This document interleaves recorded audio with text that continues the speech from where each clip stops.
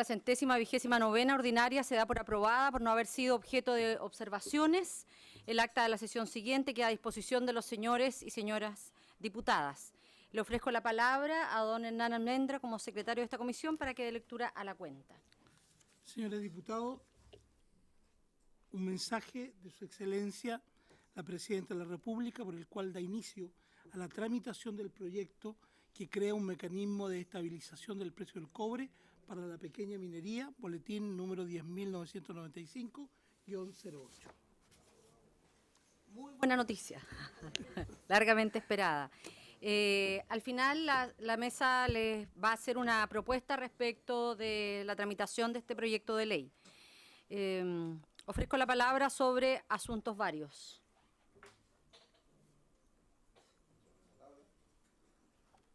Ofrezco la palabra. Diputada Daniela Chicardini. Presidenta, a lo mejor sería bueno que nosotros invitáramos al directorio ejecutivo de Codelco para saber qué es lo que se viene hoy día. Porque entendiendo lo que sale en la prensa del endeudamiento, el sobreendeudamiento de Codelco, a propósito de... ¿Sí? ¿Pero con lo que salió en la prensa hoy día? Ah, es que yo no sabía que eso también se iba a considerar en la tabla, entendiendo que venía por otros temas y no precisamente por lo que salía hoy día en la prensa. Desconocida, disculpa. No, está bien, diputada, y yo creo que es facultad de los parlamentarios que podamos hacer todas las consultas que consideremos oportunas y nos parece que su preocupación respecto de este tema debiera estar también presente en el debate en el día de hoy. Ya se encuentra por ingresar a esta sesión el presidente del directorio, Oscar Landerreche, y el director ejecutivo, Nelson Pizarro. Presidenta. Sí, diputado Lautaro Carmona y diputado Luis Lemos. Ya, muy bien. Lautaro. Me había pedido antes la palabra, tengo una vista periférica privilegiada y paso por el deporte. Quería, primero, a propósito de justificarme en mi retiro de la sesión, es comentar la razón y a su vez se me ocurre que podríamos hacer algo. Se trata de que empiece el intercambio para definir lo que se llama la prioridad de la agenda legislativa con el gobierno. Y eso me obliga a estar en esa reunión. En el caso personal, digamos, representando a mí, son los secretarios generales y luego mañana va a continuar. Yo creo que sería bueno que nosotros discerniéramos si queremos que algún proyecto nuestro, así como ya ingresó el de NAMI, ingrese, lo hagamos saber, no es fatal el día de hoy o mañana, pero es bueno que, porque no hay visibilizado algún proyecto nuestro en todo lo que es la agenda más simbólica. Espero que también se aprueben ahí proyectos para nuestra comisión, ya sea por lado minería o energía. Eso, Presidente. Muchas gracias, diputado. Efectivamente, el proyecto de estatuto y estabilización del precio está dentro del listado, así es que ojalá mañana estaremos juntos también en esa reunión con la presidenta para que al menos el gobierno le asigne suma urgencia a este proyecto. Sí, mañana. Bueno, estaremos juntos con la presidenta de mi partido, dije yo. Diputado Lemos. Presidenta. De su partido. ¿Irá a estar? No, ella no. Está con licencia. Ah, ya. Está con licencia. Diputado Lemos. Sí, Presidenta, era respecto al mismo proyecto y me gustaría que pudiéramos precisar y sumarme un poco a esta priorización que quiere hacer el gobierno de la agenda legislativa. Y yo creo que esta comisión, el tema de la pequeña minería y el proyecto, efectivamente, que se haga cargo, ¿no es cierto?, de los desequilibrios económicos que sufre la pequeña minería, me parece pertinente, ¿no es cierto?, que este proyecto le podamos, ya el gobierno lo incorporó, digamos, nosotros poderle poner prioridad y ojalá ellos le pongan la urgencia necesaria para que toda la tramitación sea más o menos expedita y ojalá rápida, ¿no? eso, así que sumarme a eso. Usted hizo precisión respecto al estatuto también, pero yo tengo entendido que esas eran, una era legislativa y la otra era de reglamento. ¿M? Me parece que no vienen juntas, ¿no? Son separadas. ¿M? Eso para precisarla. ¿No? De todas maneras, yo entiendo que esa parte del reglamento, ¿no es cierto?, también es una parte, no es legislativa, pero es tremendamente importante, digamos, para el desarrollo de la pequeña minería, así que me gustaría que nosotros también la tuviéramos agendada como una prioridad, Presidenta. Por último, creo que se tiene que dejar claro algún instrumento, ¿no es cierto?, de capitalización en el caso de Codelco. Yo creo que es un tema que lo vamos a ver ahora, ¿ah? Pero es inmensamente necesario, digamos, que tengamos una ley que permita que Codelco pueda capitalizarse en forma más expedita, ¿ah?, que lo que ha tenido hasta ahora. Eso era, Presidenta. Escuchemos al diputado Lemos. A los jerarcas. Juntas varios. Escuchemos a los jerarcas, Presidenta. La mesa quiere hacer una propuesta respecto de la tramitación del proyecto de ley. Nosotros tenemos 2 sesiones que están pendientes en el mes de diciembre, que sería el día 14 y el día 21 de diciembre, posteriormente las 4 sesiones del mes de enero. Este es un proyecto que no tiene suma urgencia, pero que nosotros vamos a pedir que la tenga, con el objeto de poder sesionar también el día lunes en Santiago, y que ojalá nos diésemos el plazo para que durante todas las sesiones que nosotros pudiéramos tener, eventualmente 4 en el mes de diciembre, utilizando los días lunes, podamos recibir nuestras audiencias que nos permitan presentar indicaciones a finales del mes de diciembre, el 30 de diciembre presentar las indicaciones, de manera de que ya el día, en la sesión del miércoles 4 de enero, nosotros pudiésemos comenzar la votación de este proyecto de ley. No sé si les parece, ¿lo acordamos? Acordado. Le pedimos que puedan hacer llegar el listado de sus invitados e invitadas de las organizaciones para que ya podamos comenzar el próximo miércoles 14 de diciembre con las primeras audiencias, de no ser posible el día 12 de inmediato. Sí, diputado Carmona. Una consulta solo para los efectos de la grabación. ¿Fueron invitados los parlamentarios de la oposición a esta sesión, no? Todos los parlamentarios son siempre convocados a esta sesión. Citados.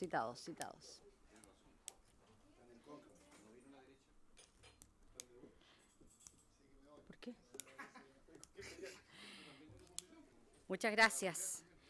Ofrezco la palabra. Quisiera solicitar autorización a la comisión para recibir sobre tabla al presidente de trabajadores de ENAP Magallanes, señor Alejandro Avendaño, con el objeto que se refiera a la situación de la empresa privada que ya han venido. Sí, final de Codelco. ¿Les parece? Acordado.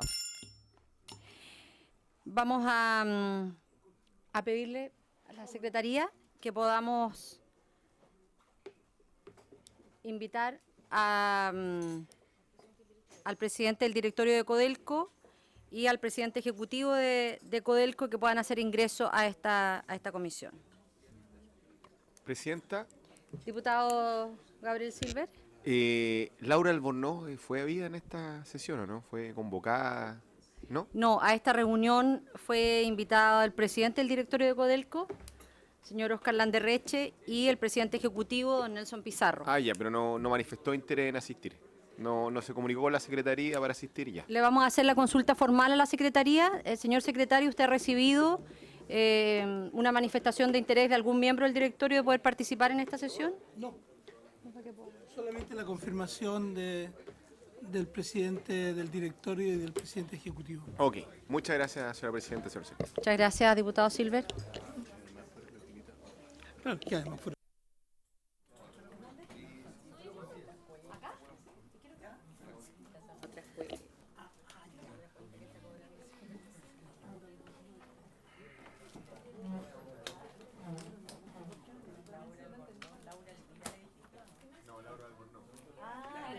Ya está sospechando en qué anda. ¿Sí?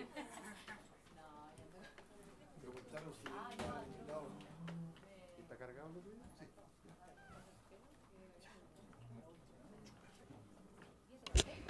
Muy buenas tardes, bienvenidos. Esta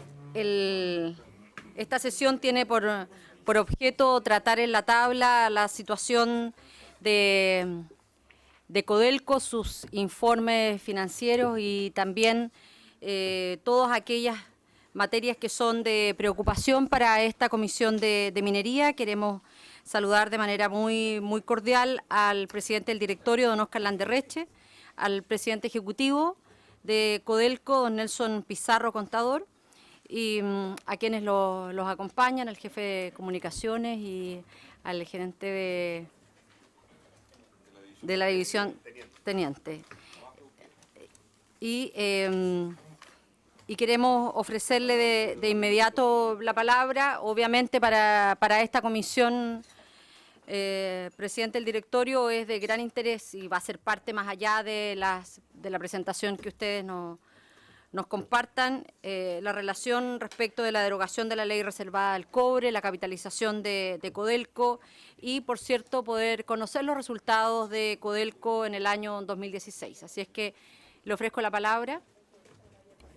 Está bien, bueno, muchas gracias, presidenta, y a todos los diputados presentes.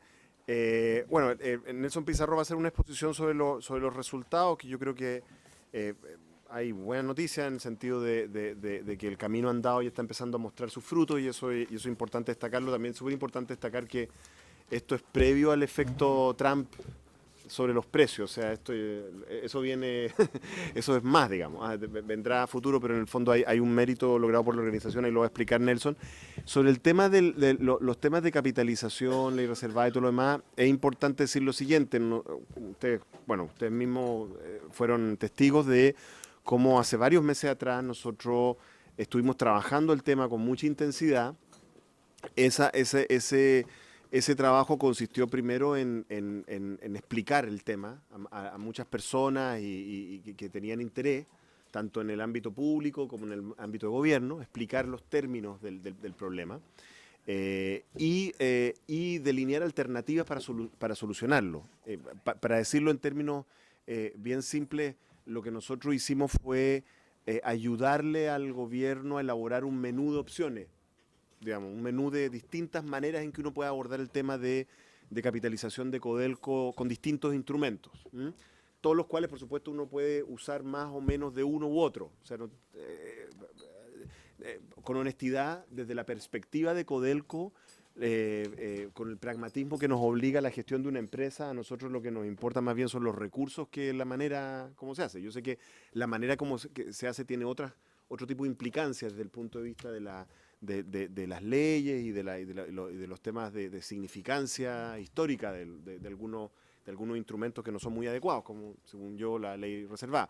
Pero desde la perspectiva de la gestión de Codelco, más bien lo que es sustantivo es que nosotros podamos tener los recursos que permitan a Codelco continuar con esta agenda descomprimida, ¿sí?, de proyectos de inversión, que sostiene la producción de la corporación durante las próximas décadas, sin necesidad de sobreendeudar la compañía. Ese es el tema de fondo que a nosotros nos preocupa, y fue en ese sentido que se le presentó al gobierno un conjunto de opciones, y ya será más bien tarea del gobierno en el momento apropiado, que me imagino que será ahora que ha terminado el tema presupuestario, me imagino, más bien manifestar cuál va a ser la combinación que ellos consideran más apropiada. Ese es el estatus de esa conversación, presidenta. Eso. Gracias, no obstante, vamos a volver seguramente sobre este punto. Diputado Silver. Un poco porque obviamente el tiempo es tal vez uno de los bienes más escasos, y que hablamos de recursos. Estuve adelantando algo de la presentación y claro, se refiere un poco a la marcha económica de la empresa, aspectos de seguridad laboral, y simplemente un poco pedirle que haga un zoom respecto del objeto de esta sesión, que es justamente el tema estructural al que usted se refirió, que creo que es parte también del quehacer y del pronunciamiento del directorio, y que tiene que tener opinión. Eso es parte, obviamente, de la marcha financiera de la entidad cuando abordamos proyectos de capitalización, cuando el Estado tiene que ponerse la mano en los bolsillos, obviamente también para incrementar el valor patrimonial de la empresa. Obviamente no podemos hacer ceguera como que este fuera un tema de la política prácticamente partidista o coyuntural. Esto es, a mi juicio, del nervio en este caso de la estructura de esta empresa y por eso, para adelantar la exposición, quería pedirle particularmente se refieran a ese tema, más que señalar que lo van a partir obviando. Muchas gracias, diputado Silver. No es que lo vayamos a obviar, pero déjeme hacerme cargo un poco del enfoque yo creo que se va a ver en la exposición. Uno no puede, no es posible separar el tema hasta cierto punto de financiamiento de Codelco de un poco qué es lo que hacemos con ese financiamiento en la corporación, porque mal puede uno pedir recursos si no lo está gestionando bien, digamos. Ese es como el tema. Entonces, por eso es que está íntimamente unido el tema de qué es lo que estamos haciendo con la discusión sobre el financiamiento. Y en términos muy resumidos, como para ayudar a presentar lo que va a presentar el presidente ejecutivo, los tres, por así decirlo, pilares de lo que se está haciendo en Codelco para garantizar que esos recursos se van a usar bien, son básicamente tres, quizás cuatro, pero tres. Uno, muy central, son todos los temas de la agenda de probidad, transparencia y buenas prácticas que hemos venido a exponer a esta misma comisión varias veces. Eso es uno. Dos, son los temas de reducción de costos. Y tres, son los temas de descompresión y optimización de la agenda de inversiones, que también es muy importante. Eso es de la mayor importancia. Y ya hay efectos bastante significativos de esa agenda. Eso está unido al tema del financiamiento. No es que no tengamos una posición sobre el tema de financiamiento, la hemos hecho pública varias veces. Lo único que yo quería enfatizar desde la perspectiva de la compañía es que si ustedes quieren, para ser súper explícito, o sea, a Codelco ya no está en una etapa en que le sirvan manifestaciones de buena voluntad respecto al financiamiento, para decirlo súper en sincero, digamos. O sea, que uno diga, es que podríamos capitalizar hasta... No, eso ya no funciona. Ya no funciona. O sea, ya estamos en una... No. O sea, estamos en una situación en la cual, básicamente, para poder hacer responsablemente esta agenda de inversiones y no sobreendeudar a la compañía, lo que se necesitan son recursos. ¿Ya? Eso es lo que yo quería decir. Lo que necesitamos son recursos bien concretos. No sé si la entendí bien, diputado, quizás no. Yo leo la exposición que obviamente la van a conocer los parlamentarios, la tenemos toda a la vista, no hay ni una sola lámina que se refiera al efecto ley de reserva del cobre, salvo que no conozcamos toda la exposición. Entonces está bien el resto, no lo niego ni lo encuentro impertinente su presentación en términos del contexto financiero, pero cuando no hay ninguna lámina que refleje en términos económicos el impacto de la ley reservada del cobre, obviamente creo que no corresponde al objeto de esta sesión. Esto no es un roadshow de la empresa, sino que tiene objeto el tema que acontece hoy día y que como comisión queremos conocer.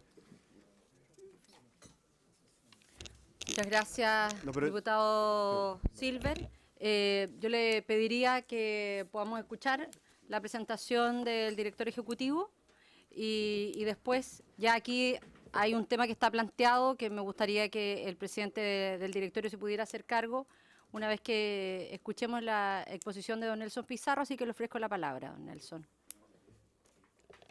Bien, voy a referirme a uno de los dos puntos que nosotros recibimos objeto de esta citación. Me voy a referir, tal como se plantea en la citación acá, en dar a conocer los resultados de Codelco en el año 2016. Y el segundo tema lo va a abordar el presidente del directorio, que habla precisamente de las peticiones formuladas por los trabajadores del cobre en relación con la derogación de la ley reservada del cobre y la capitalización. Así que yo me voy a referir a los resultados. Y en honor del tiempo voy a partir por las láminas que hablan de la producción, de los costos y los precios. Desde el punto de vista de la producción, acumulado al tercer trimestre, fin del año, del mes de septiembre, la gráfica muestra que Codelco, desde sus divisiones, tiene una producción de 1.274.000 toneladas, la que se complementa con alrededor de 88.000 toneladas como consecuencia de la producción atribuible relativa a nuestra participación en el Aura y a la de Anglo American. Con lo que la producción nuestra acumulada al año 2016 hasta septiembre alcanza el valor de 1.366.000 toneladas. Ello a pesar de que nuestra ley de cabeza ha disminuido. Quiero señalar acá que Codelco como tal está por sobre el presupuesto y la promesa de producción acumulada a septiembre, no así lamentablemente la contribución de las coligadas, el Aura y Anglo American. Y dentro al interior de Codelco, la división que tiene una desviación importante es la división andina, pero que la división andina, la pérdida de producción de andina en torno a las 21.000 toneladas acumuladas a septiembre, fue compensada por Chuquicamata. Chuquicamata genera un número muy semejante, tal que anula la pérdida acumulada de andina como consecuencia de efectos que tuvo el invierno y posteriormente algunas situaciones de interrupción de la operación como consecuencia de embancamientos de la línea de transporte de concentrado. Esta siguiente lámina yo la considero muy importante porque se hace cargo de desmentir o de comparar Codelco con respecto a las empresas de la gran minería sin Codelco en Chile. Y aquí se puede apreciar cómo Codelco efectivamente tiene un costo caja inferior respecto de la competencia en Chile de las empresas de la gran minería. Somos más competitivos desde este punto de vista que en nuestros competidores. El costo neto ACATO, sin embargo, tiene un incremento de un 9% y esto fundamentalmente es consecuencia de la diferencia de cambio que del dólar desde el momento en que se proyecta el compromiso en el presupuesto de operaciones Hacienda y la realidad acumulada a mayo. Esto significa que la contabilización de los pasivos en pesos chilenos, debido a que el dólar cae frente al valor original, llega entonces a generar un sobrecosto del orden de 700 millones de dólares, que en términos de centavo de dólar por libra significa 25.7 centavos. Con ello tenemos entonces que acumulado al mes de septiembre, partiendo de un costo caja de 127,1 centavos que está mostrado en el gráfico de la derecha, y al agregársele los distintos componentes que están más allá de la producción, como los gastos financieros, como el valor de las inversiones y como los gastos de desarrollo, se llega a un valor que no alcanza a ser satisfecho o cumplido con el precio del cobre acumulado a esta fecha. Las necesidades de caja nuestras son bastante superiores en casi un 40% respecto del costo neto. Sí, aquí hay un punto que quizás sería interesante recalcar en la dirección de lo que se preguntaba, que quizás puede ser útil. Si ustedes ven el gráfico que está mostrando Nelson, el segundo cuadrado desagrega las necesidades de caja de la compañía hoy, ¿ya? Y fíjense que hay una línea azul ahí, la de abajo, la azul oscura, que dice 15,8. Ese 15,8 son el número de centavos por libra de cobre que necesitamos solamente para pagar la deuda, esta deuda gigantesca que se le hizo incurrir a Codelco. Para poder pagarla, para poder ir pagando y sirviendo esa deuda, necesitamos 15 centavos. Entonces, si ustedes ven el precio, las necesidades de caja están como 10 centavos por sobre el precio. Si le quitáramos esos 15 de lo que tenemos que servir en términos de deuda, estaríamos justo por debajo, o sea, estaríamos justo, bien, digamos, ¿ah? Entonces, eso es un indicador de lo complicado que es el enorme stock de deuda que se le hizo asumir a Codelco. En este momento nos obliga a ser deficitarios y a endeudarnos. Ya, Esta es una gráfica que muestra la caída del precio del cobre y el repunte que se observa en estas últimas semanas. El precio del cobre al tercer trimestre del año 16 perdió un 17% con respecto al igual periodo del año pasado, y simultáneamente el precio molibdeno cayó en un 13%. Y esto tiene un impacto relevante en los excedentes y en los resultados.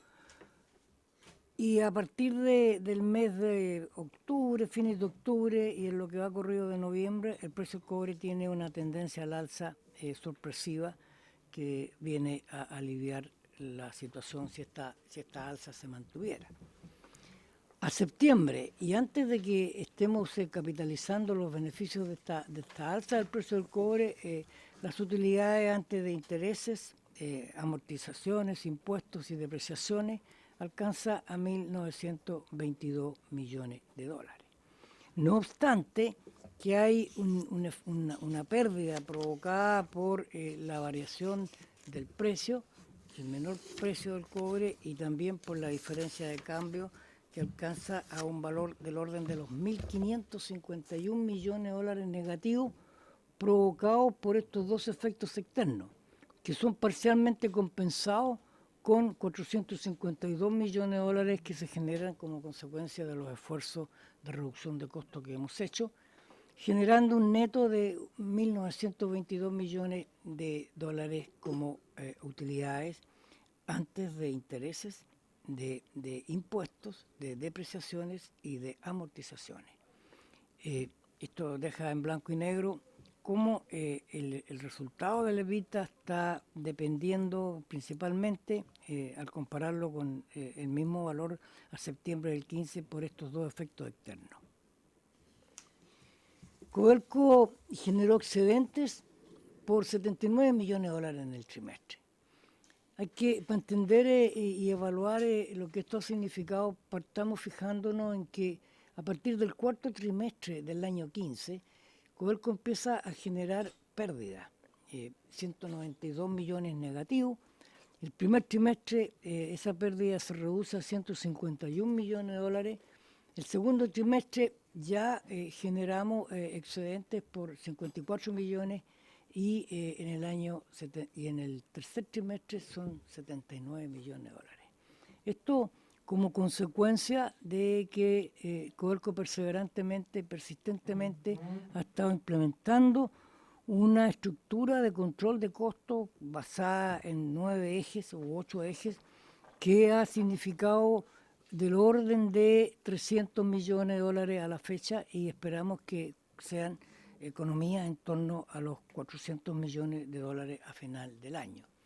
Valores que se comparan con este mismo esfuerzo del año anterior, en que logramos reducir nuestros costos por estas mismas razones ligadas a la gerenciación de los recursos, independientemente de los efectos externos del año 15, en donde logramos rebajar del orden de 550 a 600 millones de dólares. Es decir, el año 15, 550 a 600 millones de dólares de resultados positivos como control de gastos.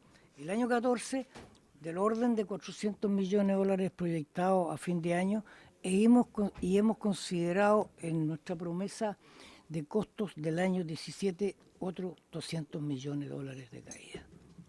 Con lo cual, claramente estamos frente a un tercer trimestre en que logramos generar excedente. Nos queda aún un pequeño saldo negativo, nos quedaba un pequeño saldo negativo a fin de septiembre. Ya en octubre las cifras son positivas y esperamos que en noviembre ya con el efecto del incremento del precio del cobre mostrado en esta última semana, con lo ya mostrado, vamos a tener resultados ya bastante más robustos que estos valores. Simultáneamente, hemos tenido que hacer aporte al Estado de 733 millones de dólares por concepto de ley reservada y por concepto de royalty. Y enfatizar que todo ese aporte, dado el contexto actual, es financiado con deuda. Y la razón por la que eso ocurre es porque la ley reservada está estructurada de una manera que obliga a Codelco a aportar independientemente de su capacidad de generación de excedentes. Un impuesto que está asociado a las ventas y no solo eso, sino que tiene un piso mínimo garantizado. El piso mínimo garantizado era un poco más bajo que esto, creo. Sí. Un poco más bajo, sí. No lo recuerdo en este momento, pero un poco más bajo. En los siguientes minutos quiero compartir con ustedes la situación de las inversiones de los proyectos en desarrollo. Los proyectos estructurales se reprogramaron para realizarse secuencialmente, por lo que la cartera de inversiones para el quinquenio al 2020, es decir, entre el año 15 y el año 2020, considera una inversión del orden de los 18.000 millones de dólares. Y como ya hemos informado, pasamos de una estrategia de simultáneamente desarrollar de estos mismos proyectos estructurales, todos simultáneamente, a una cartera secuencial en donde hemos dado preferencia a aquellos proyectos que tienen una ingeniería madura y por lo tanto corresponden casi par a par con aquellos que son más rentables. Por lo que estamos logrando una mejor gestión, nos damos el tiempo para asegurar la solución de problemas técnicos importantes que han surgido, adecuamos las necesidades de inversión a la disponibilidad de recursos y hemos puesto como criterio resguardar los niveles de producción por lo menos hasta el año 2023. El proyecto más avanzado es el proyecto de la minería subterránea en Chuquicamata, que está mostrando un avance de casi un 37.2% en desarrollo, con más de 50 y tantos kilómetros de galerías ya construidas, de un total de 200. Estamos pensando que los primeros hundimientos del proyecto Chuqui subterráneo ocurrirán en el año 2019, como estaba programado. Debo recordar que el proceso de lograr la capacidad de diseño es un proceso que está planeado en 7 a 8 años. En el intertanto, la producción de cielo abierto va a ir agotándose en ese mismo periodo en la medida que la producción subterránea va entregando la producción hasta lograr 140.000 toneladas de mineral a Chuquicamata.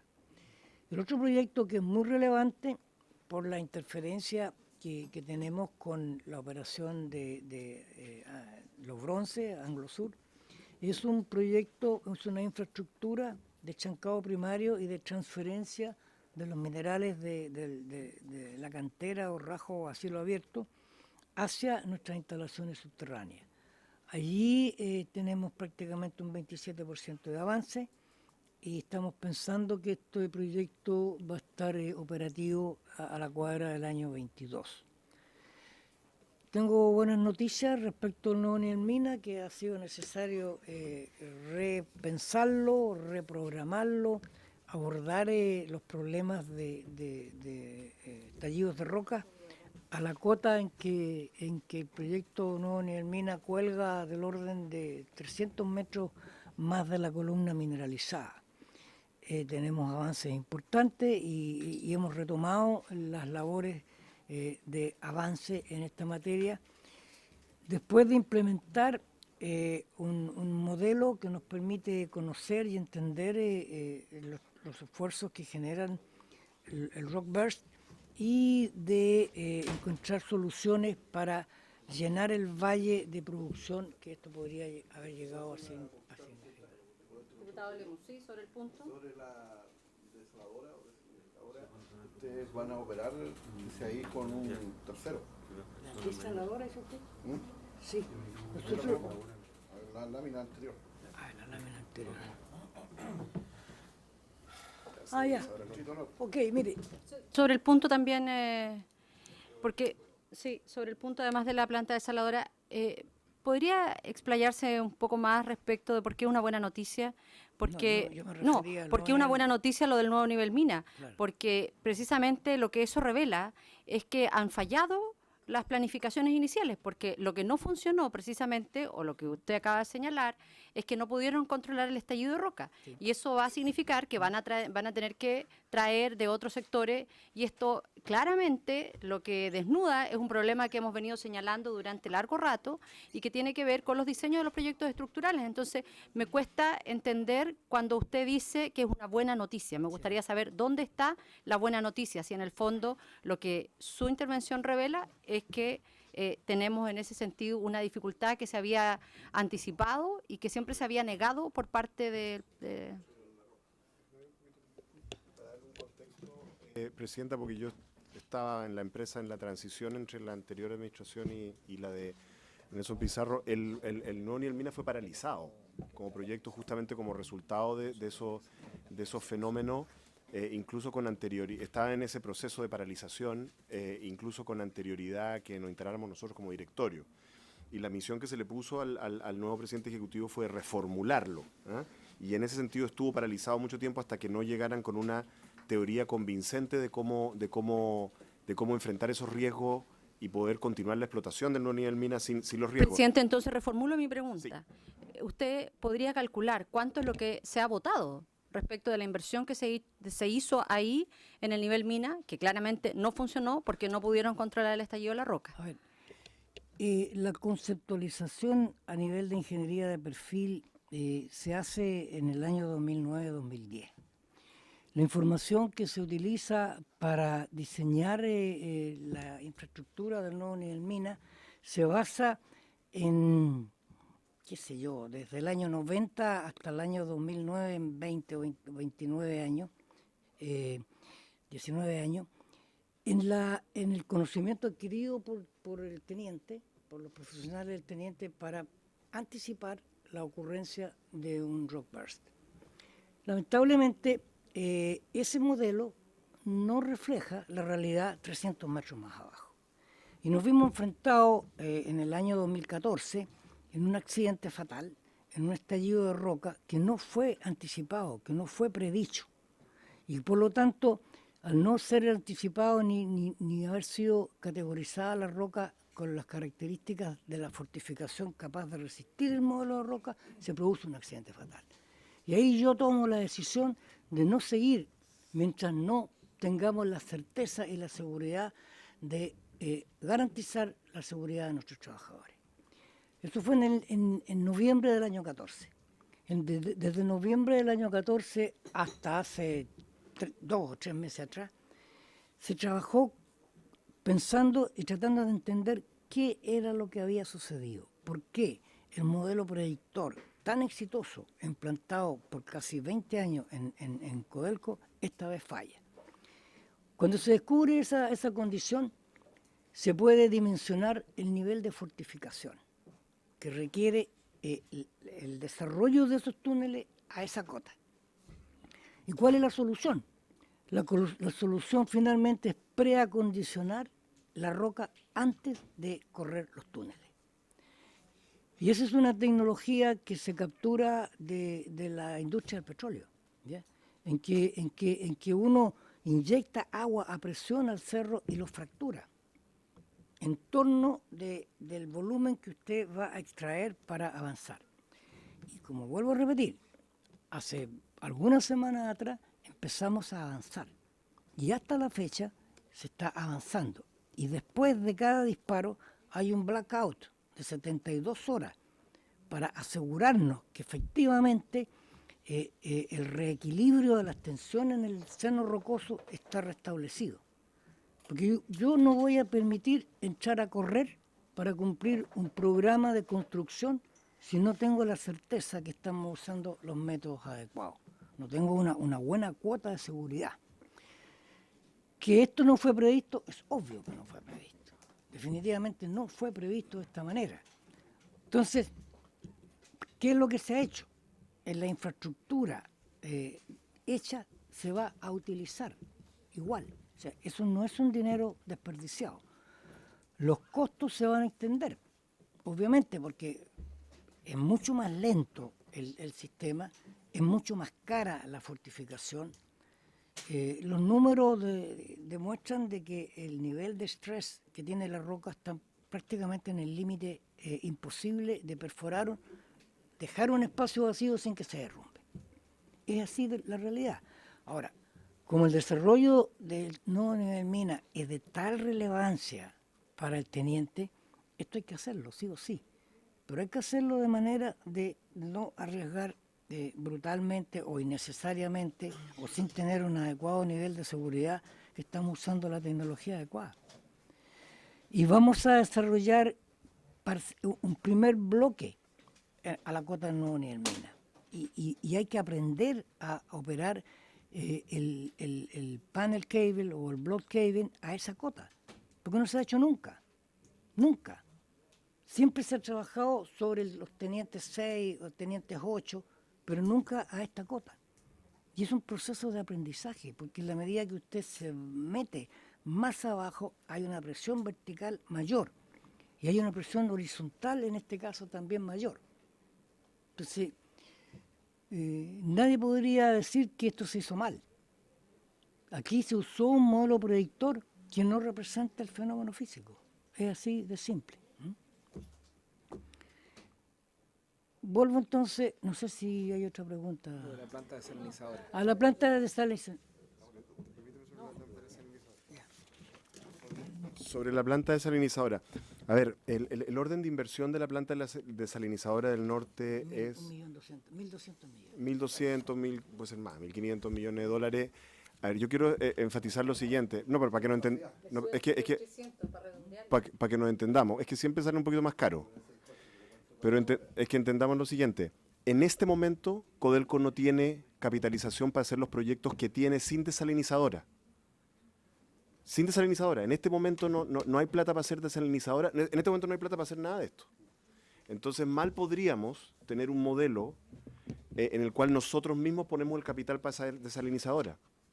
La decisión del dueño, del Estado, es que si quiere que Codelco haga esta desalinizadora sin digamos, externalizar su construcción, que es lo que estamos pensando, no sirve. Una vez más, aquí las palabras son insuficientes. Es decir, queremos esto, eso o sea, esto o se financia o tenemos que hacerlo de ese modo, para que se entienda. Porque no hay ningún otro modo financiero viable de hacerlo. En este momento Codelco no tiene ninguna alternativa a hacerlo de esa manera desde un punto de vista financiero. En la primera etapa 630 litros por segundo y el diseño 1940 litros por segundo, que nos va a permitir compensar todo el impacto brutal del cambio de la meteorología y de la falta de lluvia. Hoy día, como ustedes saben, todo este caudal se toma desde los depósitos de la cordillera, que han estado siendo utilizados por décadas, y que en la medida que la caída de nieve no ocurre, el nivel freático se va al suelo. Y entonces aquí la alternativa, o usamos agua de mar o empezamos a cortar producción. No hay otra alternativa.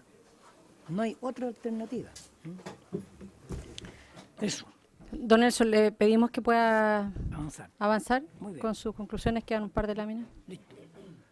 Quiero relevar esta lámina. Esta lámina muestra más de 20 proyectos en todas nuestras fundiciones y refinerías que se tienen que hacer con un costo de 1.850 millones de dólares para dar cumplimiento al Decreto Supremo 28, que impone que las emisiones de CO2 y de arsénico a la atmósfera no pueden superar el 95% efectivo a partir de diciembre del año 18, con la excepción de Ventana, que tiene que ser efectivo a partir de diciembre del año 16. Los porcentajes muestran el nivel de avance. A septiembre, hoy día ya estamos prácticamente sobre el 95% de término de la construcción para poder empezar a capturar, de acuerdo a la nueva normativa efectiva a partir del 1 de enero del año 17.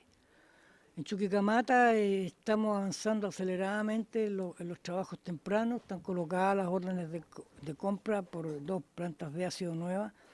Estamos invirtiendo en enormes cantidades de dinero en adecuar las actuales plantas de ácido y de captación de gases de la fundición, Y pensamos que en fallo fotográfico vamos a poder cumplir a fin del año 18 con las nuevas captaciones de gases de acuerdo a lo que establece el Decreto Suprema 28. En Salvador estamos avanzando y también vamos a cumplir en diciembre del año 18. Y en el Teniente, donde estamos levemente bajo el 95%, estamos gatillando el trabajo de construir lo que se requiere para también cumplir el Decreto Supremo 28. Recalco que son 1.850 millones de dólares, solo y única y exclusivamente para cumplir la nueva normativa ambiental. Como conclusión, a septiembre de este año, y antes de empezar a disfrutar de este pic de precio del cobre que esperamos que se mantenga, Codelco generó excedentes positivos por 19 millones de dólares, quedando un arrastre negativo por el año de 18 millones de dólares, negativo. El 1 de enero empezamos con una pérdida de casi 180 millones de dólares. Este ha sido un progreso importante, consecuencia de haber sido capaces de mantener la producción y superarla y de haber sido capaces de reducir nuestros costos de manera importante. Los malos resultados del cuarto trimestre del 15, primer y segundo semestre del 16 están ya completados. A octubre estábamos en azul y a noviembre vamos a estar definitivamente en una condición bastante distinta. La caída del precio simultáneamente a la reevaluación del peso frente al dólar nos significa más de 1.800 millones de dólares de pérdida. Y los excedentes, no obstante estas malas circunstancias externas, los hemos reducido si comparamos las pérdidas del primer semestre con las pérdidas a septiembre a la octava parte. Insisto que es una muy buena noticia el poder entender los fenómenos de Rockburst a la cota del nuevo nivel mina y sobre todo estar probando nuevas tecnologías para correr los túneles. Básicamente estamos en un avanzado proceso de robotización y de todo un sistema de microgeófonos que nos permite ir observando y prediciendo la liberación de energía después de haber preacondicionado el terreno. Seguimos trabajando en el término de la prefactibilidad del Rajo Inca y en el término de la prefactibilidad de un desarrollo futuro de Andina. Y lo que es mandatorio, sí o sí, so pena de que no podamos operar a partir del 1 de enero del año 19, estamos invirtiendo los 1.850 millones de dólares para cumplir la ley ambiental. Bueno, nuestra meta es continuar aumentando la productividad, las que ya empiezan a mostrar un 6% de incremento, continuar disminuyendo los costos, quizás no al ritmo que se ha hecho el año 15 y el año 16, porque esto es una curva que se va agotando. No es posible seguir constante y permanentemente generando ahorros significativos. Los grandes logros ya están internalizados en nuestras metas de producción y costo.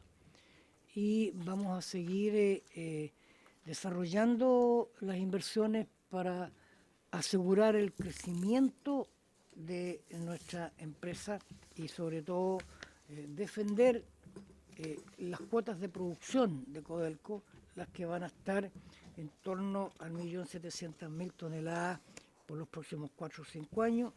Hay un pic negativo, hay una baja de producción en el año 23 para después retomar y llegar a un pic de producción 3 años más tarde con valores cercanos al 1.800.000 toneladas de cobre fino propio, más la producción atribuible de los resultados que tenga el Abra, que espero que mejoren, y los resultados de Anglo América, que espero que por Dios mejoren.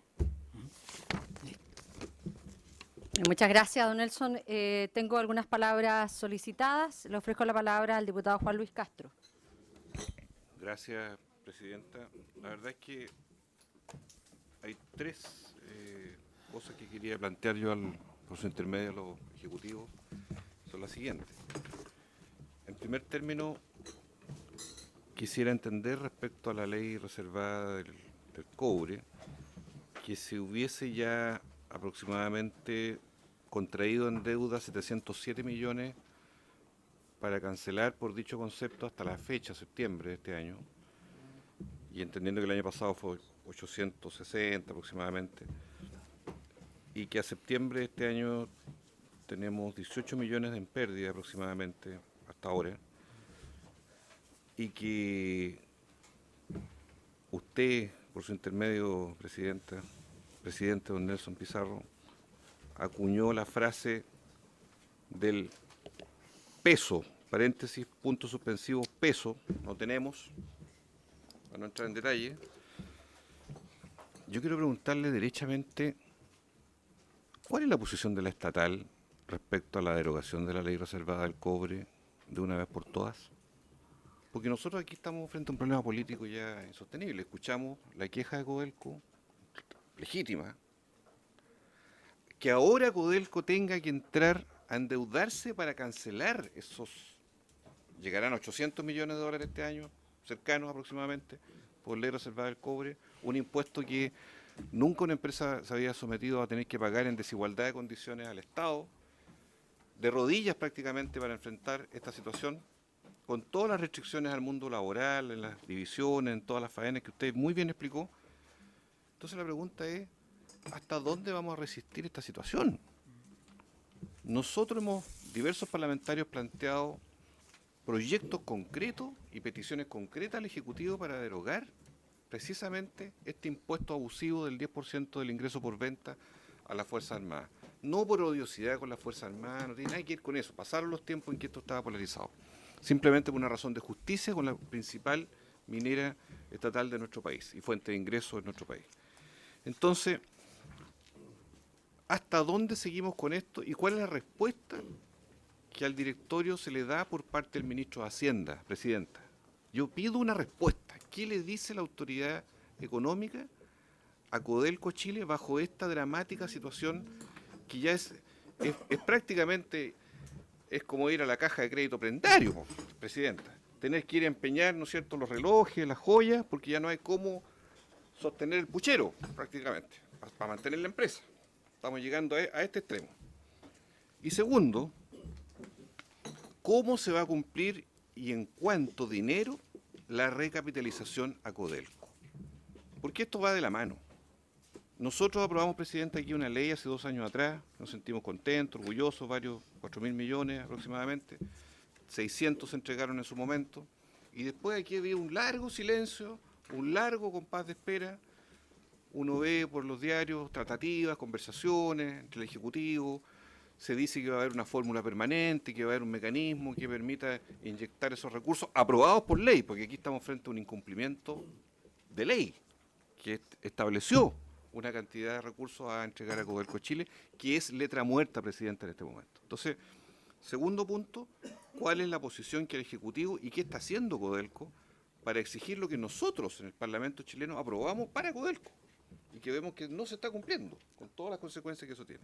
Y tercero, por último, presidenta, se han acercado a distintos comités parlamentarios nuestros, la Federación de Trabajadores del Cobre, que en base a los 2 temas anteriormente señalados, nos han señalado que están en una tratativa con el directorio, que habría unas conversaciones, una suerte de petitorio en torno a esto, no a reivindicaciones más inmediatas de ello por división, y que esto tendría un plazo fatal alrededor del 13 de diciembre, según relatan los máximos líderes, y que de no mediar un acuerdo ellos irían a un paro nacional, cosa que sensatamente nadie quiere ni busca y parecería un despropósito. Pero nosotros hemos recibido esta información formalmente de la directiva de la Federación de Trabajadores del Cobre respecto a estas conversaciones que sostiene con la empresa con este plazo fatal que expiraría en 13 días más, exactamente. Entonces, presidenta, por último, ¿a quién nos enfrentamos entonces? ¿Vamos a tener que asistir en 2 semanas más a una huelga?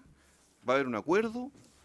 Todo esto en función de 2 grandes temas que no están resueltos por el Ejecutivo con la empresa estatal, con leyes de por medio. ¿Qué es lo que nos viene? ¿Cuál es el regalo de Navidad? ¿Qué viene ahora? Producto de esta situación incierta a la cual nos vemos sometidos. Gracias, presidente. Muchas gracias, diputado Juan Luis Castro. quiero ofrecerle la palabra al diputado Marcos Espinosa, pero antes quiero clarificar un tema que ha sido puesto acá por el diputado Gabriel Silver. Efectivamente, como él lo señala, quiero recordar que la convocatoria y la invitación a esta comisión, a las autoridades de Codelco, tenía 3 objetos, y así está establecido. Lo primero es la derogación de la ley reservada del cobre, lo segundo es la capitalización de Codelco, y tercero, los resultados de Codelco del año 2016. Eso para despejar, porque efectivamente el diputado Gabriel Silver lo ha planteado con estricto apego a lo que ha sido la invitación a esta sesión. Diputado Marcos Espinosa. Presidenta, gracias. A través suyo a la bienvenida a nuestros invitados, un saludo cordial. A mí me gustaría hacer dos consultas muy específicas y que tienen relación un poco con el ciclo del cobre y el estado de situación financiera de la empresa, porque no nos olvidemos que Codelco es una empresa que no surge el año 2014. Esta es una empresa que tiene una larga data, que ha hecho importantes aportes al erario nacional históricamente. Entonces a mí me gustaría saber, y esta es la pregunta concreta, ¿cómo reciben ustedes la empresa? ¿Cuál era el estado financiero de la empresa el año 2014? Porque del 2010 al 2014 nosotros experimentamos el superciclo del cobre, donde hubo una cantidad de recursos importantes que permitieron financiar, supuestamente, todo lo que fue la reconstrucción del terremoto del año 2010.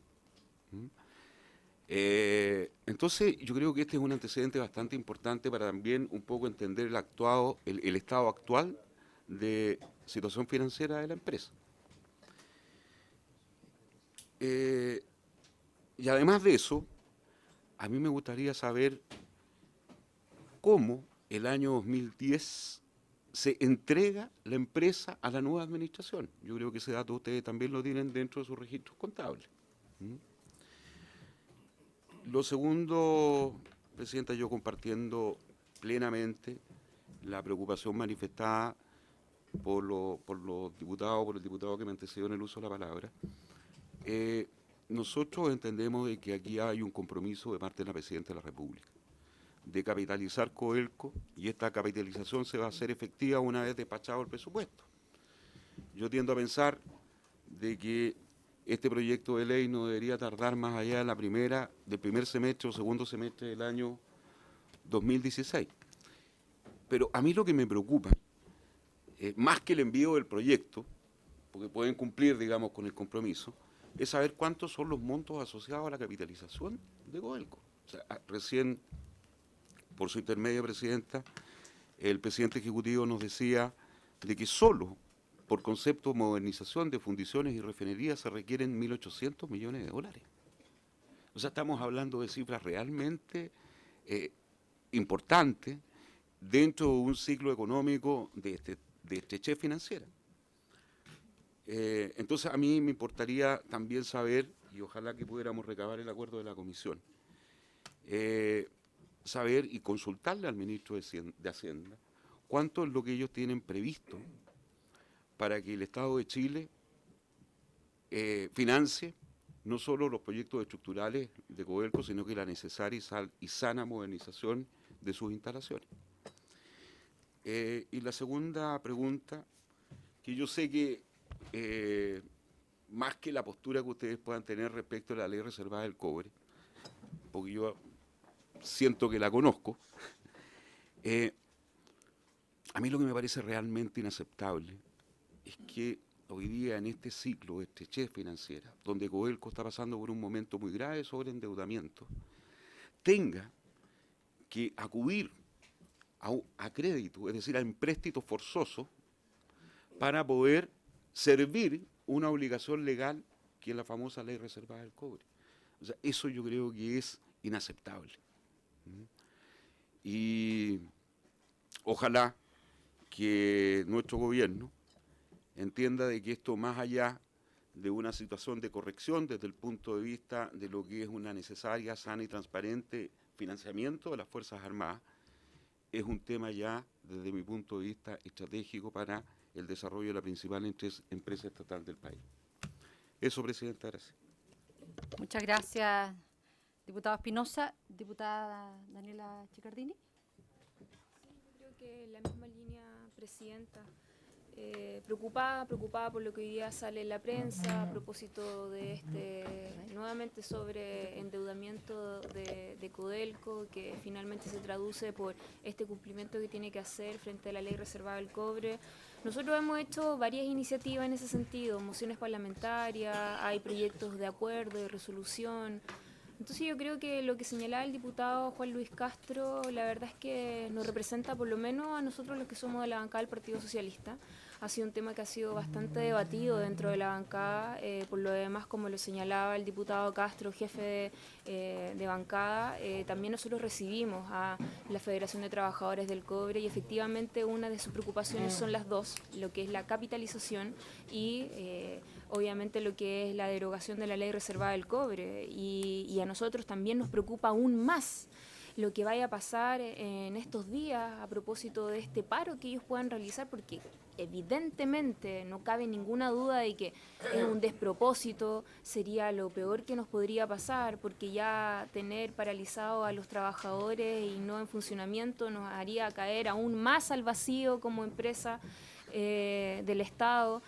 Es por eso que nosotros tenemos que ya tener la claridad, saber si es que hay alguna opción, posibilidades, cuáles son los caminos que hoy día el Ejecutivo está buscando, cuáles son hoy día las fórmulas de poder mantenernos y seguir, yo creo que dándole la sustentabilidad que se merece esta gran empresa.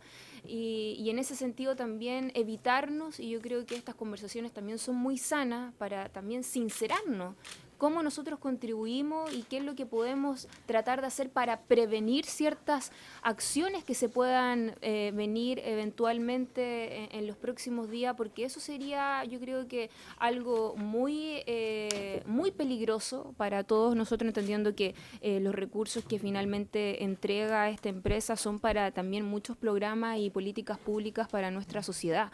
Entonces, en ese sentido, yo creo que muy similar, el tema de la capitalización, el sobreendeudamiento y lo que pasa con la derogación de la ley reservada del cobre, señora Presidenta. Gracias. Muchas gracias. Le ofrezco la palabra al diputado Sergio Gaona. Gracias, Presidenta. Yo quisiera hacer solo dos precisiones. El superciclo del cobre 2006-2014, ¿no? Como dice por su intermedio presidente el diputado Espinosa, que es 2010-2014. De hecho, el pic de precios fue el año 2008. Por lo tanto, tratar de indicar de que el gran dinero que se recibió el Estado lo recibió solo en ese periodo, no. Es de 2006 a 2014. El superciclo del cobre es de alrededor de 8 años, no de 4, como decía el diputado Espinosa. Eso como una primera precisión. Y segunda precisión respecto a la ley reservada del cobre, decirle que el gobierno del presidente Piñera lo presentó esto. El último movimiento que tuvo fue en enero del 2013 y ya está en segundo trámite constitucional. Y es este gobierno el que no ha acelerado el proceso, vía indicación sustitutiva, si es que no le gusta el proyecto del presidente Piñera, o simplemente apurando el trámite en el Senado, porque allá está durmiendo el sueño de los justos desde enero del 2013. Dichas estas dos precisiones, yo quisiera consultarle al presidente de Codelco o a su vicepresidente ejecutivo, por intermedio suyo, Presidenta. Claramente, al igual que los mencionaban los diputados que me precedieron, el endeudamiento para cumplir un compromiso que es permanente, que en este caso de la ley, nos guste o no nos guste, es un compromiso permanente. Por lo tanto, claramente aquí tenemos un déficit de caja. Entonces yo quisiera, o de flujo efectivo. Entonces eso es tremendamente peligroso. O sea, tenemos que recurrir a endeudamiento para cubrir déficit de flujo de caja, así lo estoy entendiendo. Y eso es lo que quisiera que me explicaran con más detalles, el por qué se produce este déficit de caja. En cualquier empresa que está recurriendo a crédito por déficit de caja es un tema muy complejo. Y este endeudamiento yo quisiera saber en qué tipo de instrumentos se ejecutó, a qué tasa, a qué plazos, cuánto afecta o no esto a nuestra clasificación de riesgo de la compañía, y algunos elementos que nos dieron un poquito más de detalle de cómo es el endeudamiento. Y una segunda pregunta,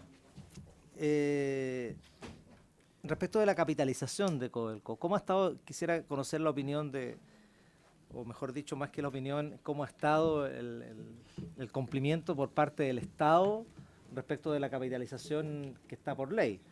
Y cómo está el avance de las negociaciones, porque así como vemos al Ministerio de Hacienda hoy día con tantas complicaciones, yo tengo la impresión de que no va a ser capaz de cumplir con los recursos para Codelco para la capitalización. O si capitaliza va a ser en rangos bastante mínimos.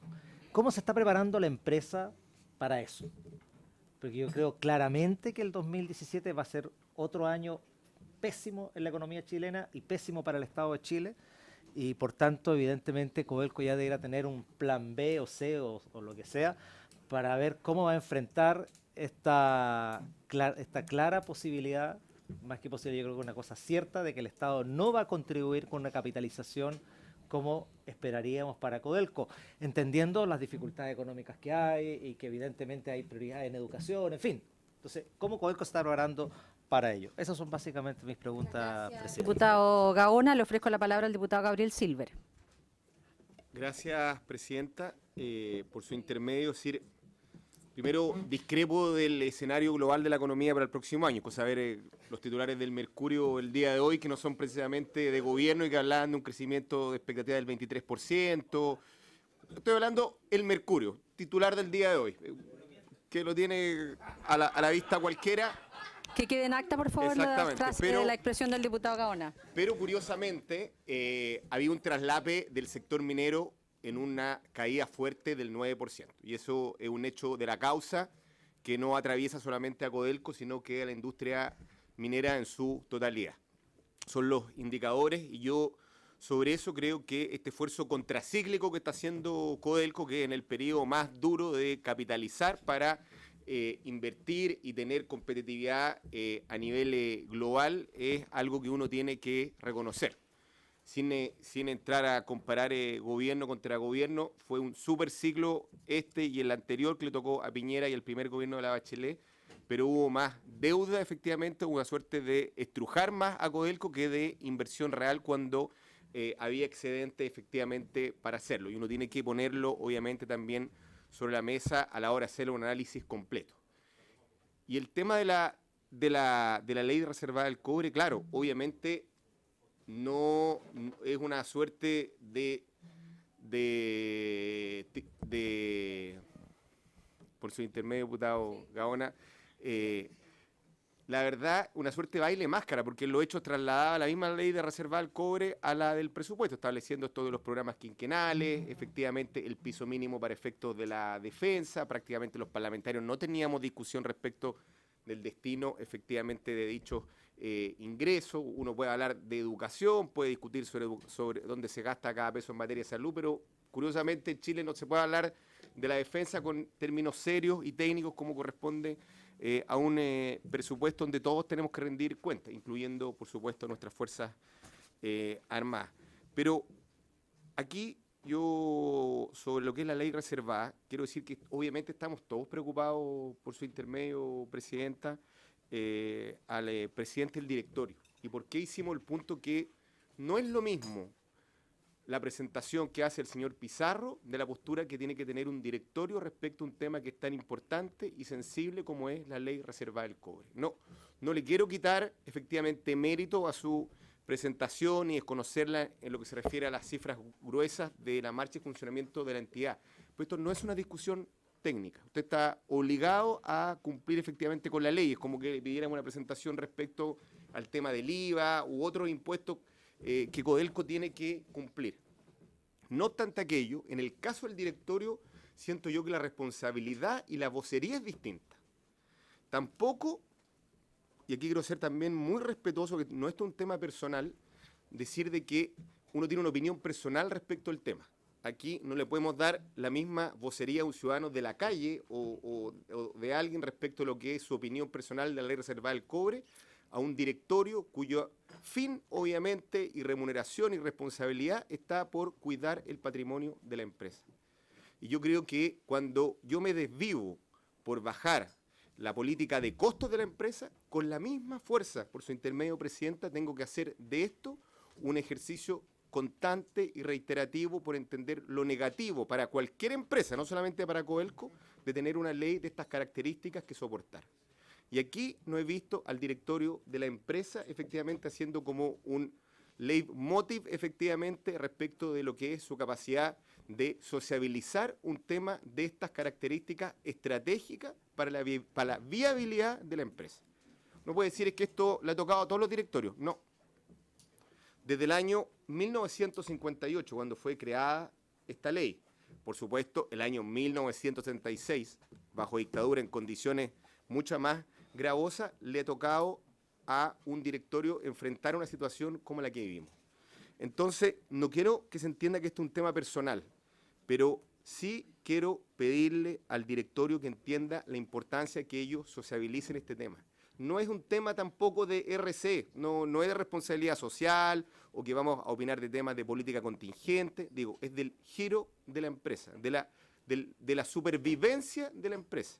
Y el directorio obviamente tiene que trabajar con más fuerza la posibilidad de que esta ley sea derogada para el destino de Codelco. Y eso no lo tiene que hacer ni ENAP, no lo tiene que hacer otra de las empresas del sistema de empresas públicas, es Codelco. Son ustedes los que soportan obviamente una ley que hoy día la hace poco competitiva a nivel mundial, que generó la posibilidad de que hoy día tengan que recurrir a deuda privada porque no existen obviamente excedentes, y no veo efectivamente al vocero, a su directorio, para qué decir, veo a los directores de la empresa tuiteando y opinando de cualquier otro tema, efectivamente, más que del tema de Codelco, y hablo particularmente por una directora que yo la sigo a través de las redes sociales, poco preocupado del tema. En consecuencia, por su intermedio, Presidenta, no creo que esto quede en una reunión más a propósito del tema de la ley reservada al cobre. Digo que no veo al directorio de la empresa, no a sus gerentes ni jefes de división, porque creo que tampoco es su rol, ni no les corresponde tampoco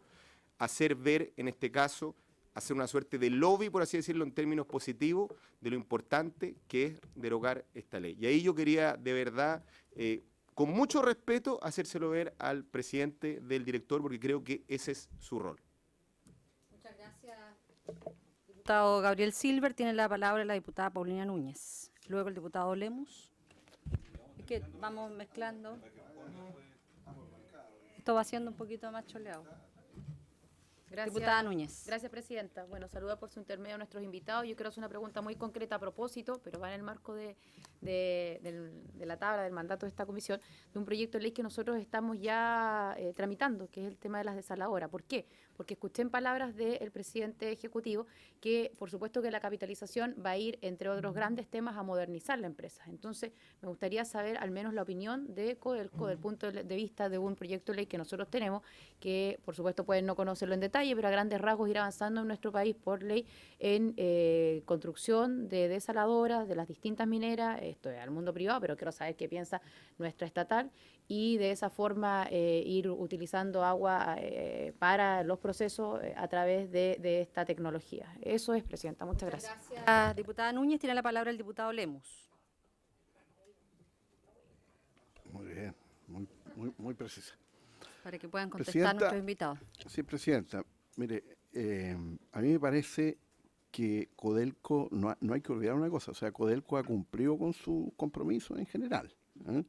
Está cumpliendo con los impuestos en Chile, con el royalty, tiene un banco de proyectos que lo está desarrollando, que tiene un porcentaje bastante presentable hasta la fecha, a pesar de que algunos de sus proyectos se retrasaron por las razones técnicas que se han entregado hasta acá. Lo importante es que ese plan se pueda cumplir, o sea, se puede llegar a su meta, ¿no? Me pareció bien importante el avance que hay en materia de fundiciones, a pesar, digamos, del momento económico que está viviendo la empresa y el país y la economía mundial. De todas maneras, digamos, no se ha abandonado, digamos, ese aspecto. Yo entiendo, ¿no es cierto?, que en el tema de la ley reservada, que es un impuesto más que se le aplica y que evidentemente que en términos contables da un número negativo para la empresa, es un tema político que tenemos que resolver, y ahí a mí me gustaría que ustedes se aproximaran, porque en alguna oportunidad se aproximaron sobre algunos escenarios, digamos, para sincerar esto, porque en realidad la tentación que hay cuando pasan estas cosas de números como rojos y aparece en la prensa que Codelco tiene un déficit que además el propio Estado se lo impone, porque hay que decirlo así, si no tendrían números azules y se acaba el tema. Entonces no estaríamos diciendo, ¿no es cierto?, por la prensa que Codelco es una empresa que está desfinanciada, que es una empresa que tiene pérdida, que es una empresa ineficiente, cuando hay un tremendo esfuerzo para hacerla eficiente, a pesar de que no le guste a uno, pero es una empresa del Estado que está siendo eficiente. Y yo, además competitiva dentro del marco internacional en todos los ámbitos. Entonces, a mí me parece, Presidenta, que ese tema, digamos, hay que precisarlo bien, digamos, cuánto es lo que queda. Porque la tentación es generalmente, ¿no es cierto?, estas cosas, es decir, mire, pongámosle recursos, está cayendo recursos privados. Por eso yo le preguntaba por la desaladora. Yo le pregunto por la desaladora. La desaladora al final se va a transformar igual. Claro, uno dice, mire, resuelve el problema ahora, pero para futuro igual es complicada, digamos, en los costos, ¿no? A lo mejor convenía más hacerla, digamos. Pero es una buena política, una implementación, enfrentar el tema, ¿no? Las fundiciones, sí, vamos a cumplir la norma, vamos a cumplir y usted dio la justificación, en el sentido, ¿no es cierto?, de competir con la agua dulce, etcétera, ¿no es cierto? Hay que llegar a agua salada y así Codelco está dando un ejemplo, ¿no es cierto?, de cómo se debe hacer esto. Pero para enfrentar todo esto yo creo que necesitamos un escenario más viable. O sea, todos hablamos acá de que hay, entre los cuales nos sumamos, creo que nuestras bancadas se han sumado, que hay que derogar la ley reservada del cobre. Pero nadie se atreve políticamente a tocar el punto, digamos, porque allá están las Fuerzas Armadas, ¿no? Nosotros tenemos un problema ahí no menor, digamos, cuando enfrentamos a las Fuerzas Armadas, nos tirita, parece, algo pasa, no sé, pero algo pasa, siempre pasa algo, pasa algo. Entonces, pero hay que clarificar esto a la comunidad, o sea, esto es efectivo. Ahora, el Estado tiene que enfrentarlo de otra manera. Sacará la plata o se endeudará el Estado, ¿no es cierto?, con respecto, y no Codelco, y no aparecer la empresa, pero sacarse la plata acá y ponerla acá. Es lo mismo, en el fondo. Yo sí me gustaría, porque hay una parte del gráfico que ustedes dan, ese gráfico donde aparece la parte rojita, ¿no es cierto?, donde ustedes, amortizaciones, etcétera, una serie de cosas, o sea, han sido capaces de llevar los proyectos y han gastado harta plata en los proyectos, plata propia, digamos, que son de Codelco, y hay una parte, ¿no es cierto?, que es cubierta por un crédito. Entonces, claro, nos hemos endeudado harto, y nos está costando más caro el crédito, pero yo quiero pedir, ¿no es cierto?, que podamos decir cuánto es. Y si hay que legislar sobre estos temas, que haya un acuerdo, digamos, ojalá un acuerdo que permita, Presidenta, discúlpeme un poquito, pero que permita, ¿no es cierto?, proyectar esto, porque a nadie le gustaría que el próximo gobierno, ¿no es cierto?, venga y diga, mire, ¿sabe? Tenemos un avance de un 70% en este proyecto, pero yo lo paro porque a mí no me parece, hay razones técnicas, hay razones financieras, esta cuestión está... Entonces, ese tipo de cosas, ¿cómo le damos estabilidad a esto? Yo creo que lo estamos acá, y ustedes principalmente deben estar preocupados por eso, y el gobierno también. Y enfrentemos alguna vez un poquito más seriamente esto, porque uno ve, ¿no es cierto?, el presupuesto de la Nación. ¿Cuánto ha costado hoy día cumplir con el presupuesto, Presidenta? O sea, 11.000 millones de dólares de crédito para poder operar con un presupuesto de la Nación. Entonces, claro, uno dice, el escenario no viene bueno. Y alguno dirá, bueno, entonces se necesita la parte privada. Yo creo que el Estado tiene, y ustedes en una oportunidad se aproximaron a eso. Me gustaría que pudiéramos saber con más precisión en esta sesión si es posible ver los distintos escenarios. Yo sé que eso es una tarea que no le gusta al Ministerio de Hacienda, pero esta comisión tiene que sincerar alguna vez, porque de lo contrario hablamos en el aire y nunca concretamos algo, ¿no es cierto?, como iniciativa de esta comisión. Dicho presidente. Muchas gracias, diputado Lemus. Y finalmente, muy breve, para que podamos dar respuesta a una serie de consultas, y le voy a pedir si es que podemos responder en primer lugar las consultas que ha hecho el diputado Gaona, que tiene que retirarse a una comisión y no quiere hacerlo pensando. Todos, ya, entonces, todos dicen, todos. Presidente, muy breve. Estamos aquí en resumen, todos hemos coincidido en que Codelco vive una situación difícil y que buena parte de esa dificultad se explica porque el Estado ha sido un mal dueño. Ha sido un mal dueño de su principal empresa que permite generación de recursos importantes a través de los ingresos que aporta Codelco. Evidentemente que en este superciclo y parte de lo que podemos señalar en que el Estado ha sido un mal dueño, durante el superciclo las empresas mineras privadas reinvirtieron sus utilidades del orden del 38-39%. Sin embargo, esta cifra no alcanzó los 2 dígitos por parte de Codelco.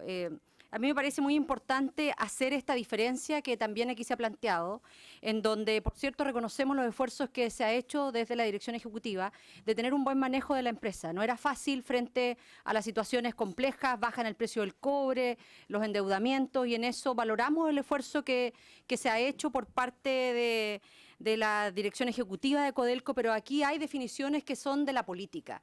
Y parte de esas definiciones de la política tiene que ver con lo que forma parte de esta convocatoria y es la ley reservada al cobre. Nosotros creemos en que esto representa un anacronismo en un Estado en donde hoy día, inclusive desde el punto de vista de la imagen para la principal estatal, desde la perspectiva del financiamiento de las Fuerzas Armadas, no es del todo tampoco valorada. A mí me gustaría preguntarle a don Óscar Landerreche, porque fue parte de su intervención mientras el director ejecutivo hacía su presentación, respecto de la lámina en la página 9, las necesidades de cajas adicionales a los costos directos. Usted decía que el 15,8% corresponde a pago de deuda de stock, de sobreendeudamiento. Me gustaría que usted se pudiera referir cuándo ocurrió este sobreendeudamiento, a qué está referido, y que pudiésemos tener una señal clara respecto de los distintos escenarios. Usted planteó que le han señalado un menú de opciones para la capitalización al Ministerio de Hacienda. Me gustaría que fuera más explícito respecto de cuál es ese menú de opciones de la capitalización. Y si dentro de este menú de opciones claramente hay algo que dice relación con la ley con derogar la ley reservada del cobre, porque efectivamente esta es una ley de larga data en nuestro país, del segundo gobierno del presidente Carlos Ibáñez del Campo, en medio de un conflicto bélico con nuestros hermanos argentinos, pero era una ley muy distinta a las modificaciones que tuvo posteriormente a fines del año 1973, el año 1985, y que por otra parte este mismo Parlamento ha visto la situación escandalosa, la falta de fiscalización, de controles por parte de las Fuerzas Armadas de los recursos que son de todos los chilenos y chilenas. Entonces me gustaría que usted se refiriera a aquello. Solo hacer mención a que buena parte de los parlamentarios que estamos en esta comisión hemos presentado iniciativas. Este es un proyecto de resolución, el proyecto 714, perdón, medio descalculia, 714, que presentamos varios de los que estamos acá, de derogación de la ley reservada del cobre. Hemos dado un paso al exigir que sea pública la ley reservada del cobre, pero eso no resuelve la discusión de fondo en la que nosotros quisiéramos también escuchar y retroalimentarnos respecto de los temas que ustedes han estado conversando. Valoramos el esfuerzo que ha hecho la Federación de Trabajadores del Cobre al insistir permanentemente, primero, en la defensa de la estatal y segundo, también de insistir en la derogación de la ley reservada del cobre, que nosotros, por cierto, apoyamos decididamente. Entonces, me gustaría además preguntarle a don Nelson Pizarro respecto de cuál es el avance físico y financiero de los proyectos estratégicos que él ha presentado. Él en una de sus láminas, en la página 17, habla respecto de los proyectos en construcción y establece un porcentaje, 37,2, por ejemplo, en el caso de Chuqui Subterránea. Me gustaría saber si eso corresponde al avance físico o al avance financiero, y si no, que pueda entregar una relación de ambos. Y me gustaría que pudiera referirse en mayor detalle a los proyectos que están en estudio de prefectibilidad, básicamente el futuro del proyecto Rajo Inca en la región de Atacama. Eso, presidente, le ofrezco la palabra. señora presidenta, decir, yo lo primero que quiero partir es agradeciendo el apoyo que hemos tenido de parte de esta comisión hace bastante tiempo. Ha sido un apoyo de cada uno de los miembros y también del cuerpo, y se ha sentido, y también de la Cámara. Y eso ha sido bastante visible, y en ese sentido también aprovechar para quizá pedir una excusa, porque la verdad es que respecto del tema que ha sido preguntado varias veces, el tema de financiamiento, con honestidad no tenemos antecedentes adicionales a los que ya hemos presentado varias veces acá. El único antecedente adicional que tenemos es el resultado del ejercicio, cómo se expresa en este último trimestre, y el número aquel, pero en términos cualitativos no ha cambiado la situación. Entonces, a mi juicio no era como muy procedente venir a decirles lo mismo que ya le he dicho varias veces a los señores diputados que han tenido la paciencia de escucharme tantas veces. Entonces, pero sin embargo, de todas maneras, es perfectamente posible que nosotros volvamos acá con una presentación extensa, en que podamos desarrollar con mayor profundidad el tema, con, por ejemplo, algunas de las preguntas más específicas que hacía el diputado y otros, respecto a la estrategia de financiamiento y cómo se maneja el flujo de caja. Eso lo podemos hacer con bastante detalle, pero no lo trajimos, y creo que, bueno, podría ser que eso también corra para la pregunta que se hace respecto a los proyectos. Entiendo que es el avance físico el que está ahí, pero también podemos venir a hacer una presentación más detallada de los proyectos, que vaya más allá de una línea, digamos, sino que sea como un poco más en qué está cada proyecto desde un punto de vista más específico. Eso es lo primero. Lo segundo que quisiera decir, y con mucha fraternidad, y agradezco la sinceridad, pero yo tengo un punto de desacuerdo en lo siguiente. Yo honestamente considero que genera un problema que sería problemático que el directorio de la compañía y Codelco tuviera como parte de sus funciones estar definiendo posturas públicas respecto a las leyes que lo regulan.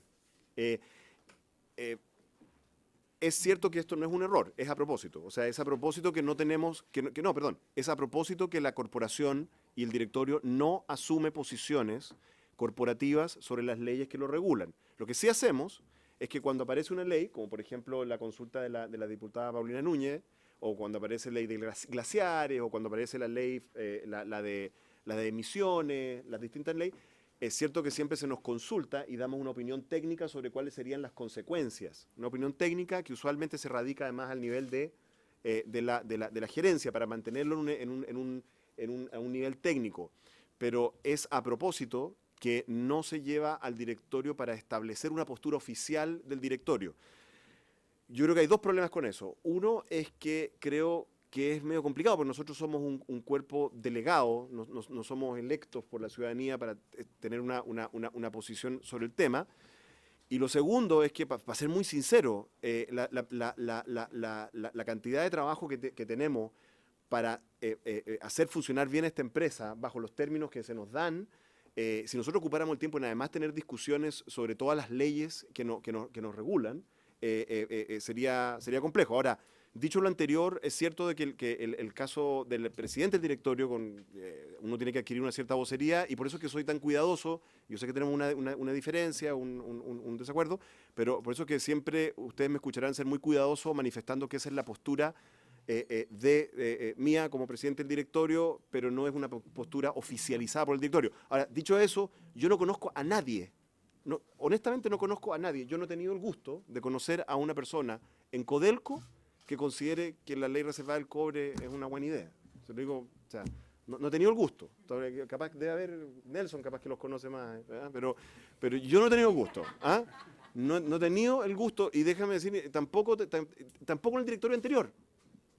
Tampoco en el directorio anterior. O sea, no conozco eso. O sea, no podemos tener una postura oficial así como sancionada, porque no por este punto como doctrinario, si ustedes quieren, pero la postura está clara de todos los miembros de la corporación, ni siquiera el directorio.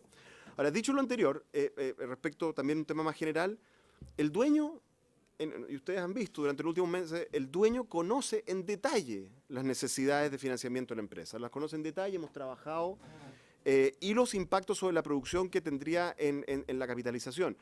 Cuando yo me refiero al menú de opciones, me refiero a lo siguiente, que es un punto que a veces se pierde en la discusión pública sobre esto.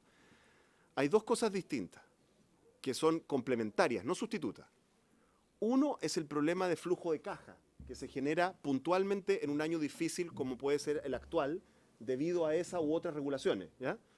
Otro es el problema de financiamiento estructural de Codelco, porque varias cuentas, ya apareció en la prensa, yo mismo lo he expuesto varias veces, la cuenta que uno saca es que la cantidad de recursos que se sacaron de Codelco durante el superciclo del cobre, que no debieron haberse sacado si se compara con una empresa privada, digamos, más o menos si uno hiciera esto, es del orden de 10.000 millones de dólares. Ese es más o menos lo que no debiera ser deuda de Codelco, ¿ya? Y hemos hecho múltiples veces las simulaciones de cómo se vería Codelco sin esos 10.000 millones de dólares. Y se vería bastante parecido a una empresa privada, la verdad, no es muy misterioso. Por lo tanto, digamos, esos impactos están súper estudiados. Es diferente discutir el tema de flujo de caja del tema de recapitalización estructural de Codelco, porque como ustedes sabrán, si se derogara la ley reservada del cobre hoy, cosa que me parece, a mí personalmente me parece bien, no se recuperan los 10.000 millones de dólares. ¿Se entiende eso? Entonces no es sustituto lo uno del otro, ¿se entiende? No es sustituto, es complementario. Codelco tiene que solucionársele el problema, tiene que solucionarse el problema de flujo que genera la ley reservada del cobre, pero se debe establecer un esquema de recapitalización estructural. Y por supuesto que es muy poco sensato pedirle al fisco, menos en la situación actual, pero a ningún fisco, que solucione en un año un problema de descapitalización de 10.000 millones de dólares. Eso sería una locura. Por lo tanto, ineludiblemente va a tener que ser un esquema de capitalización que dure varios años, que sea inteligente. Yo he propuesto públicamente que se haga varias veces, y lo reitero acá, que se use un instrumento parecido al que se hizo para recapitalizar al Banco Central en la ley de responsabilidad fiscal del año, ya ni me acuerdo, durante el gobierno, cuando era el ministro Velasco, algo muy parecido a eso. Yo también he dicho públicamente múltiples veces, y lo vuelvo a reiterar, que un modo de transición entre uno y otro podría abordar el uso de los fondos que fueron sacados y que en este momento están invertidos en instrumentos extremadamente líquidos y por lo tanto de baja rentabilidad, porque eso es parte de la plata que nunca debió haberse sacado. Entonces, ¿por qué no empezamos por solucionar eso? A eso me refiero con el menú de opciones. Lo que pasa es que si uno suma todo ese menú de opciones, puede dar distintos números, y puede cargar más la mano en uno y el otro. Pero quiero decir, sí, con muchísima claridad, a mí me parece que el tema de la ley reservada del cobre, a mí personalmente, no conozco a nadie en Codelco que no encuentre que es realmente algo bastante anacrónico, pero aunque lo elimináramos, eso no completa el problema de solución del tema sí. Para poder retirarnos. Sí. Entonces, uno podría concluir que en definitiva el avance de la inversión ha sido con flujo, fundamentalmente. Claro. Este es el problema. No. Si uno toma los últimos 10 años, hay dos tipos de inversiones en Codelco. Es dos tipos de inversiones. Las inversiones de sostenimiento de la operación, lo que uno tiene que invertir todo el tiempo para mantener, para desarrollo de mina. Sí, desarrollo de mina. Y las inversiones estructurales, que es como estas grandes. Sí. Las inversiones de desarrollo de mina se han mantenido con flujos propios, con depreciación, con flujos propios. La otra ha sido financiado íntegramente con deuda. Y esos son los 10.000 millones de dólares. Entonces el problema de flujo. No, porque el flujo el problema de flujo se genera por el problema del precio y adicionalmente por el hecho que tienes que servir esa deuda. Ya. Ahora, yo puedo venir a hacer una presentación más detallada, ¿sí? Pero ese es el... Ya. Ahora... Ahora, gracias, diputado, por lo que le puedo decir es que yo sé que el Ejecutivo se encuentra estudiando las distintas alternativas para capitalizar la empresa y ha dado señales públicas que Codelco dispondrá de los recursos que requiere. Eso yo se lo he escuchado a la presidenta y al ministro. A la presidenta, de hecho, cuando anunció la ley de presupuesto, cosa que no tenía nada que ver la capitalización de Codelco con eso, y sin embargo lo metió ahí, y por lo tanto me pareció una señal bien importante. Y estamos confiados que pronto tendremos novedades al respecto, pero honestamente no les tengo ninguna novedad que contarles a ustedes. ¿Qué más quisiera yo que poder darles buenas noticias sobre el tema? Abordando algunos de los temas más específicos. una parte de la pregunta del diputado tiene que ver con esto de cuánto es un problema estructural o un problema más bien de flujo. Otro tema que aparece es el tema de la relación con los trabajadores en este tema. Yo creo que no hay diferencias entre la empresa y la Federación de Trabajadores, y con mucha sinceridad ellos tienen el legítimo derecho de manifestar sus opiniones públicas al respecto. Lo que pasa es que uno siente una cierta impotencia de no poder. Hay cosas que uno le piden que no están en sus atribuciones. O sea, nosotros no podemos derogar la ley de reserva del cobre, digamos, ¿eh? Entonces, ese es el tema. Un poco el tema de un diagnóstico de cómo recibimos la empresa al principio. Yo diría lo siguiente, para ser bien sincero. Yo tengo la impresión de que las soltadas de trenza, por así decirlo, que vimos en Codelco en distintas dimensiones que yo he mencionado varias veces, no son propias de Codelco, para ser justo. O sea, no hay que ser injusto en esto, sino que es un fenómeno que ocurrió en la minería chilena. ¿Ya? Y vemos como todas las empresas están teniendo dificultades para arreglarlo. O sea, si no es solo Codelco el que le cuesta volver a la normalidad. Durante el superciclo del cobre se explotaron los costos, una inflación de costos realmente descontrolada que es muy difícil de revertir, porque además hay una situación macroeconómica en el norte de Chile. Tiene que bajar toda una estructura de costos de un pedazo entero del país. Eso no ocurre de la noche a la mañana. Segundo, hay un tema de gigantismo en las inversiones, ¿no es cierto? Que yo quiero destacar, es uno de los trabajos más invisibles que ha hecho la administración bajo Nelson Pizarro, ha sido ser extremadamente crítico y autocrítico con todos los proyectos, ¿ah? Y cuestionarlos para ver cómo se pueden hacer de manera más eficiente. Es de esa manera que se ha bajado el monto de inversión programado de 25.000 a 18.000 millones, es cuestionando cada proyecto, cómo se hace, y de hecho esta misma semana me vino Nelson Pizarro con una nueva hipótesis sobre otro proyecto, ¿ah? Así que, porque esa es la labor, estar cuestionando siempre lo que existe, estar restableciendo, que yo creo que es algo muy importante, restableciendo la disciplina en la inversión. Quiero decirles de que Codelco tiene un historial bastante noble en esto, ¿ah? Si ustedes retroceden a los años previos al boom, por ejemplo, cuando se hizo Radomiro Tomic, Juan Enrique Morales siempre levanta el tema, la verdad es que ese fue un proyecto que se hizo dentro del presupuesto y dentro de tiempo, ¿ah? O sea, que es una cosa en minería bastante notable, dentro del presupuesto y dentro de tiempo. Aquí donde se empezó a relajar la disciplina de inversiones es en los años del boom, en que se dijo, para aprovechar los precios hagamos las cosas rápido, y eso al final suena como una buena idea, pero siempre es mala. Y buena parte de lo que se ha estado haciendo en este caso también con el directorio es restablecer las reglas y ser extremadamente rígido. Recién el último directorio tuvimos una discusión sobre si íbamos a permitir o no saltarnos un paso, y el directorio medio como que dijo que no, ¿ah? O sea, algunos de los pasos en ciertos proyectos porque había ciertas urgencias, ¿se fija? O sea, hemos restablecido una metodología, la famosa cosa de la Exxon, ¿no? Sí, ¿no es cierto? Las metodologías de inversiones que establecen procedimientos que se deben ir cumpliendo en cada fase, eso ha sido muy, muy importante. Y por supuesto está el tema de buenas prácticas que hemos hablado muchas veces. Quiero reiterar entonces, cuando hablamos del tema de descapitalización estructural de Codelco, estamos hablando de un monto cercano del orden de los 10.000 millones de dólares. Eso es algo que requiere de una recapitalización estructural. Es imposible fiscalmente hacer eso de un año para otro, y por lo tanto requiere de un esquema razonable, ¿ah? En el fondo, que vaya generando las condiciones para que se recupere. Ahora, hay un fenómeno de la industria minera del que podemos hacer uso. Si ustedes ven a la minería privada internacional, estamos hablando de las multinacionales mineras, en general la manera en que funcionan es la siguiente. Cuando las cosas están mal, o sea, cuando los precios están mal, básicamente no ganan plata, sino que aguantan, ¿no? La idea es no vender sus activos y no despedir a su gente. Esa es como la dinámica de la época de vacas flacas. ¿Cuándo pagan las inversiones? En los ciclos al alto. Lo que pasa es que el último ciclo fue gigantesco, pero siempre ha habido ciclos. Siempre se paga ahí.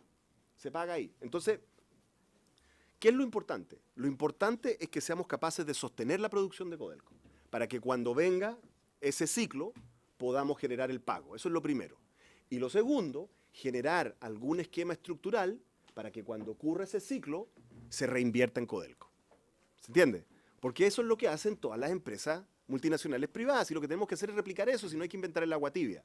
Y para eso necesitamos establecer cierto tipo de reglas fiscales que lo permitan. Eso es lo que yo sugiero, eso es lo que yo he llamado un esquema de capitalización estructural. No puede estar endeudándose para pagar la ley reservada del cobre. Ahora, en el caso de la ley reservada es evidente, o sea, déjenme decirles lo siguiente, si ustedes toman al pie de la letra la ley de capitalización que fue aprobada por esta Cámara viene a ser 2 años más, 2 años, 2 años, claro, ¿no es cierto? Era 4.000, pero era por 4.000 por 5 años, eran 800 por año, ¿ya? ¿Cuánto de eso ha llegado a Codelco? 600, pero ese es otro punto.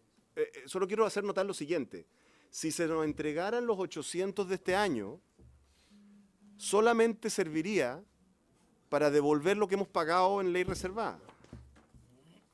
¿Nos entendemos, no? O sea, no avanzamos nada, simplemente empatamos. Claro, eso es literalmente sacar plata de un bolsillo para meterlo en otro. Entonces, ese es un tema de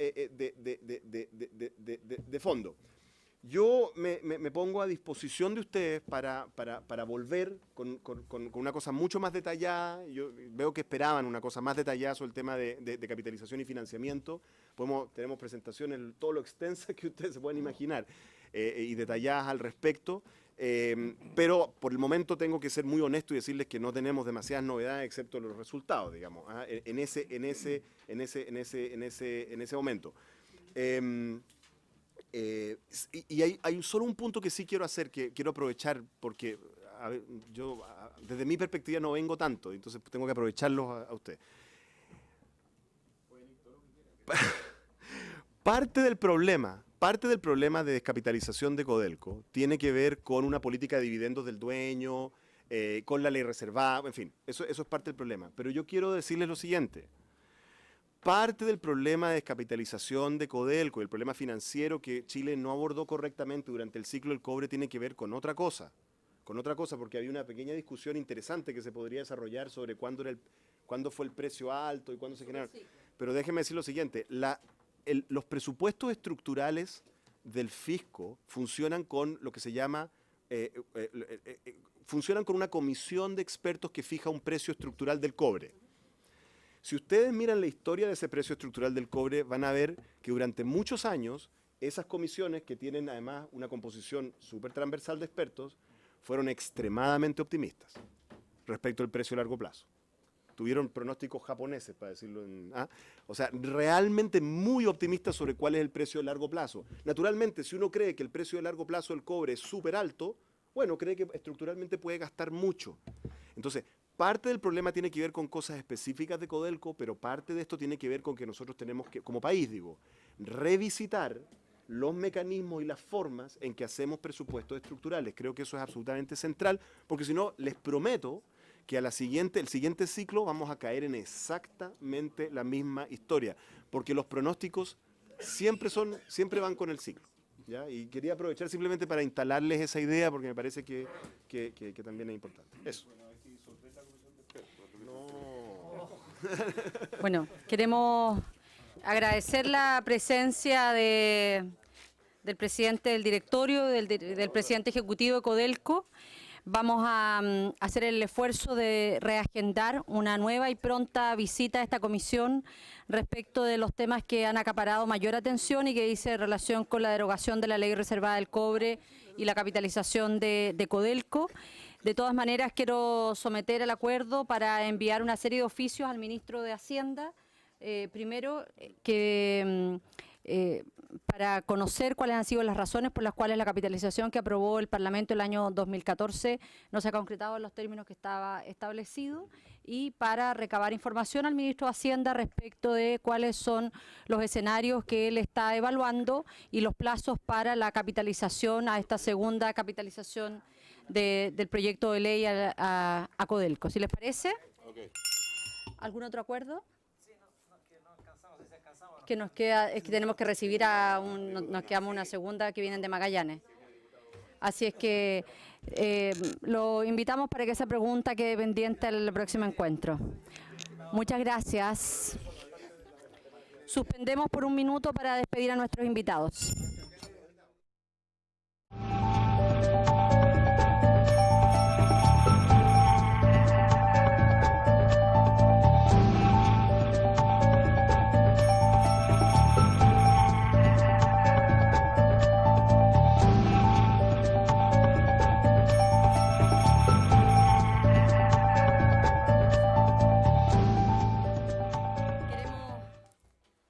darle la más cordial de las bienvenidas al presidente del Sindicato de Trabajadores de ENAP, don Alejandro Avendaño.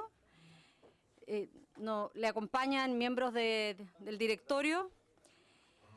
Le reiteramos nuestras disculpas por la demora, pero obviamente la ley reservada del cobre, capitalización de Codelco, la crisis que hoy día se vive, genera mucho entusiasmo, pero para nosotros ha sido muy importante también poder escucharlos. Así que le ofrezco de inmediato, don Alejandro, la palabra, y además reiterar en que ha sido muy insistente el diputado Juan Morano en que generemos sobre tabla esta presencia de ustedes acá. Así es que le ofrezco la palabra.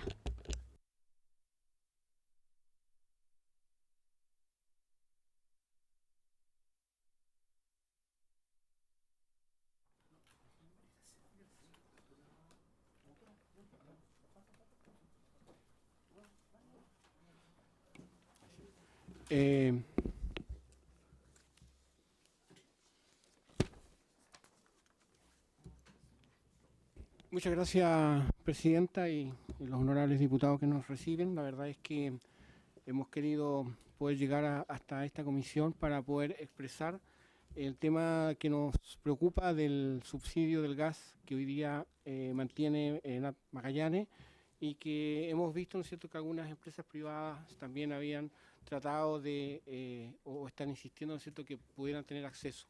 La verdad es que vamos a hacer una presentación un poco más rápida, solo para contarle lo que ha hecho ENAP en Magallanes en este sentido. No sé si la podemos ir cambiándola tú. Eso. Ese es un gráfico de las demandas de gas en Magallanes que ENAP ha tenido que enfrentar, y como ustedes pueden ver ahí, qué es lo que sucede en el invierno y qué sucede en el verano. O sea, en el invierno, ¿cierto?, llegamos a 1.400.000, 1.600.000, y eso nos baja, ¿no es cierto?, en el verano a 800. El aumento de esto es más o menos 2% anual.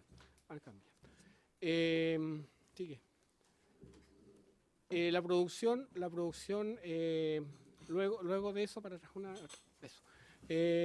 Después vemos, ¿no es cierto?, que el resultado que tuvo ENAP para poder llevar adelante y poder resolver el problema del gas en Magallanes nace con el gas no convencional. Hoy día actualmente tenemos 2 millones de metros cúbicos ya produciendo no convencional. Avanza. ¿Qué ha hecho ENAP para revertir y asegurar el gas para Magallanes? Sí. Invertir y apostar fuertemente para comprobar la existencia del hidrocarburo de los yacimientos no convencionales. Comprobando la existencia de gas no convencional, los gobiernos de la época aseguraron la inversión necesaria para asegurar la respuesta a la urgente necesidad del gas a la población de Magallanes. Se hace necesario bajar los costos de la producción del gas no convencional. Para ello se invierte primero adecuando ambos equipos de perforación, tanto el SAID, que es un equipo muy antiguo del año 51, el equipo 7 del año 57, transformándolo como equipo patinizado y así efectuar perforación en sistemas multipozos. Y también ir por la fractura hidráulica, ¿no es cierto?, que es un proceso que seguirá permitiendo dar continuidad y principal componente de la matriz energética en Magallanes y al futuro del país. Esta es una muestra de un equipo, el equipo 6, que se transformó para poder hacer este sistema de multipozo. Ahí se puede mostrar las vigas de deslizamiento, cómo el equipo se puede ir moviendo. Se ve, ¿no es cierto?, que lo que antes se hacía un pozo en una locación, hoy día se pueden hacer hasta 9 pozos con este sistema de que se van solamente rotando el equipo una cierta cantidad de metros.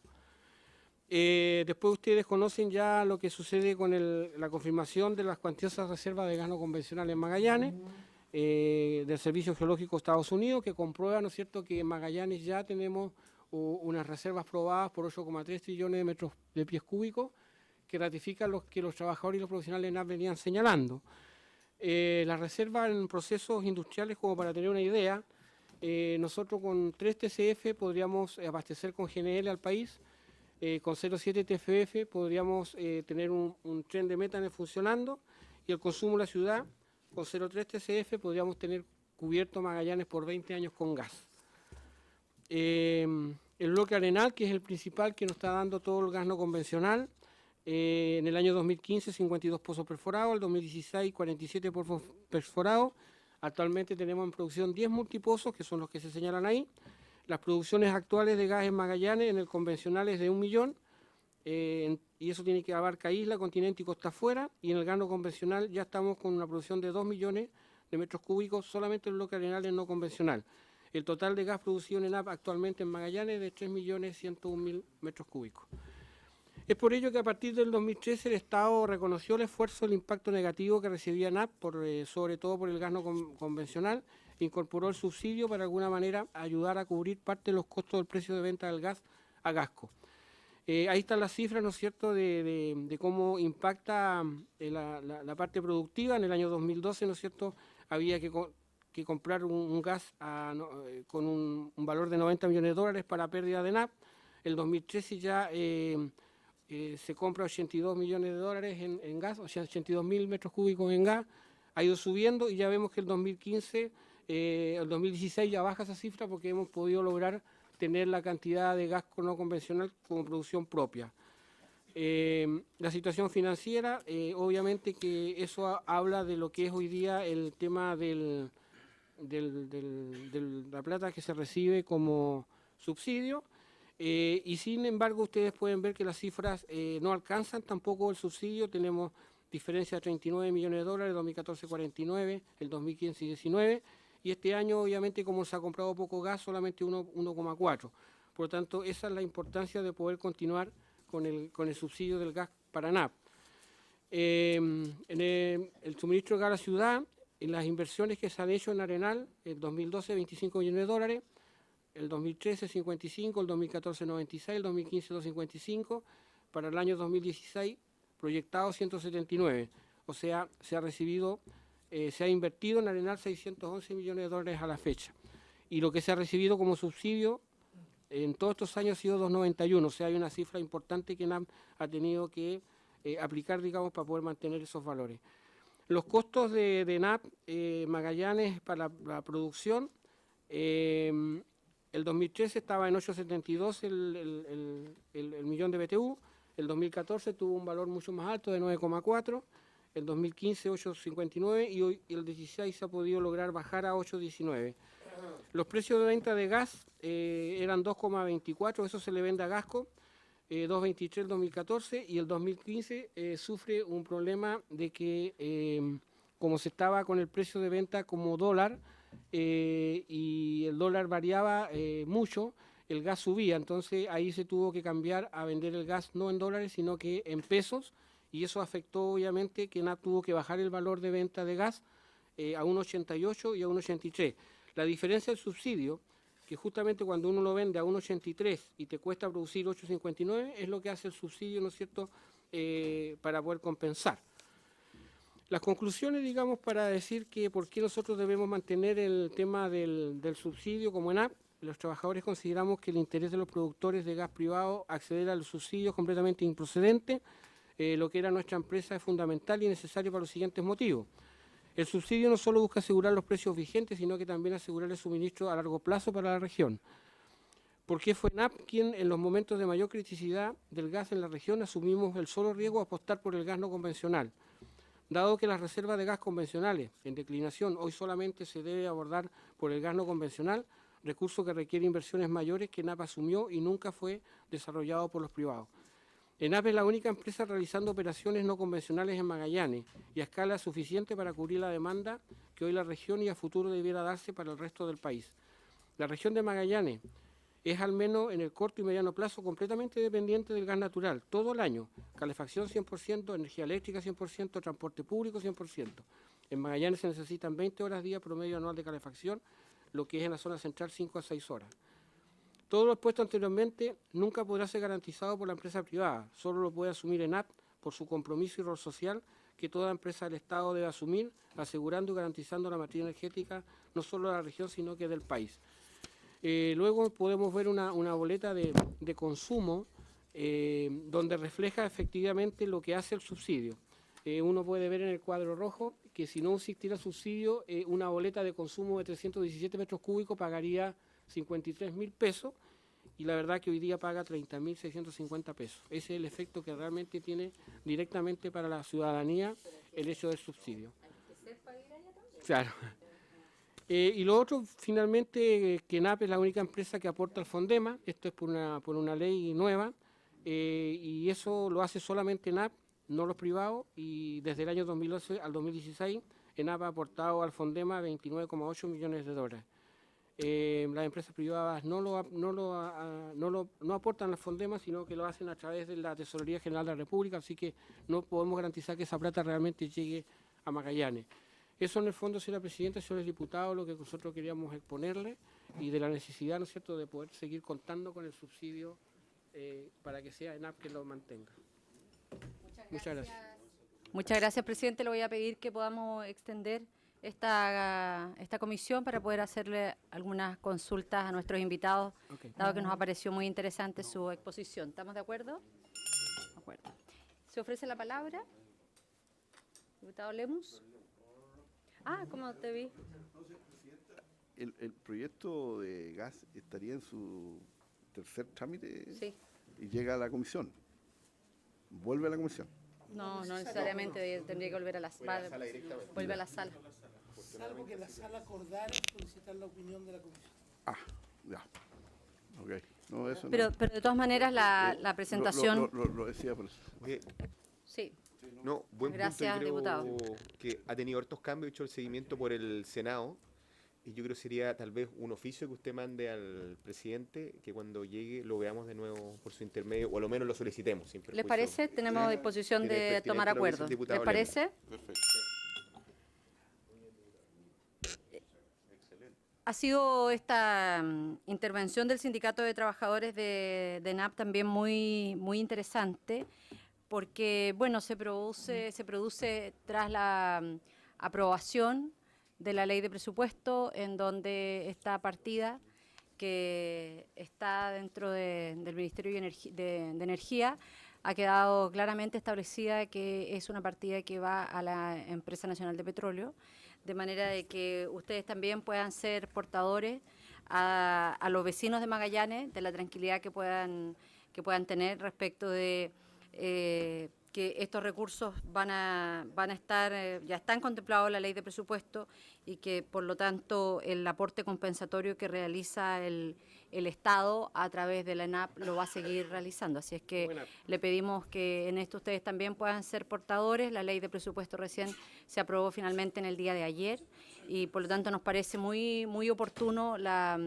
presentación de ustedes y el interés que ha tenido el Sindicato de Trabajadores de la ENAP para hacer una defensa respecto de un tema que nosotros entendemos, como muchos de los que estamos acá, formamos parte de regiones, de una característica de la región de Magallanes y que por lo tanto ustedes han hecho suyo y por lo tanto nos parece importante que ustedes tengan esa tranquilidad que los recursos están aprobados de la misma forma en que años anteriores se ha llevado adelante este fondo de compensación.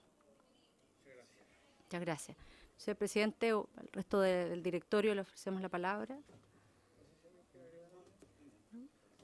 No, señora presidenta y honorables diputados, solamente agradecer el hecho que nos hayan podido recibir.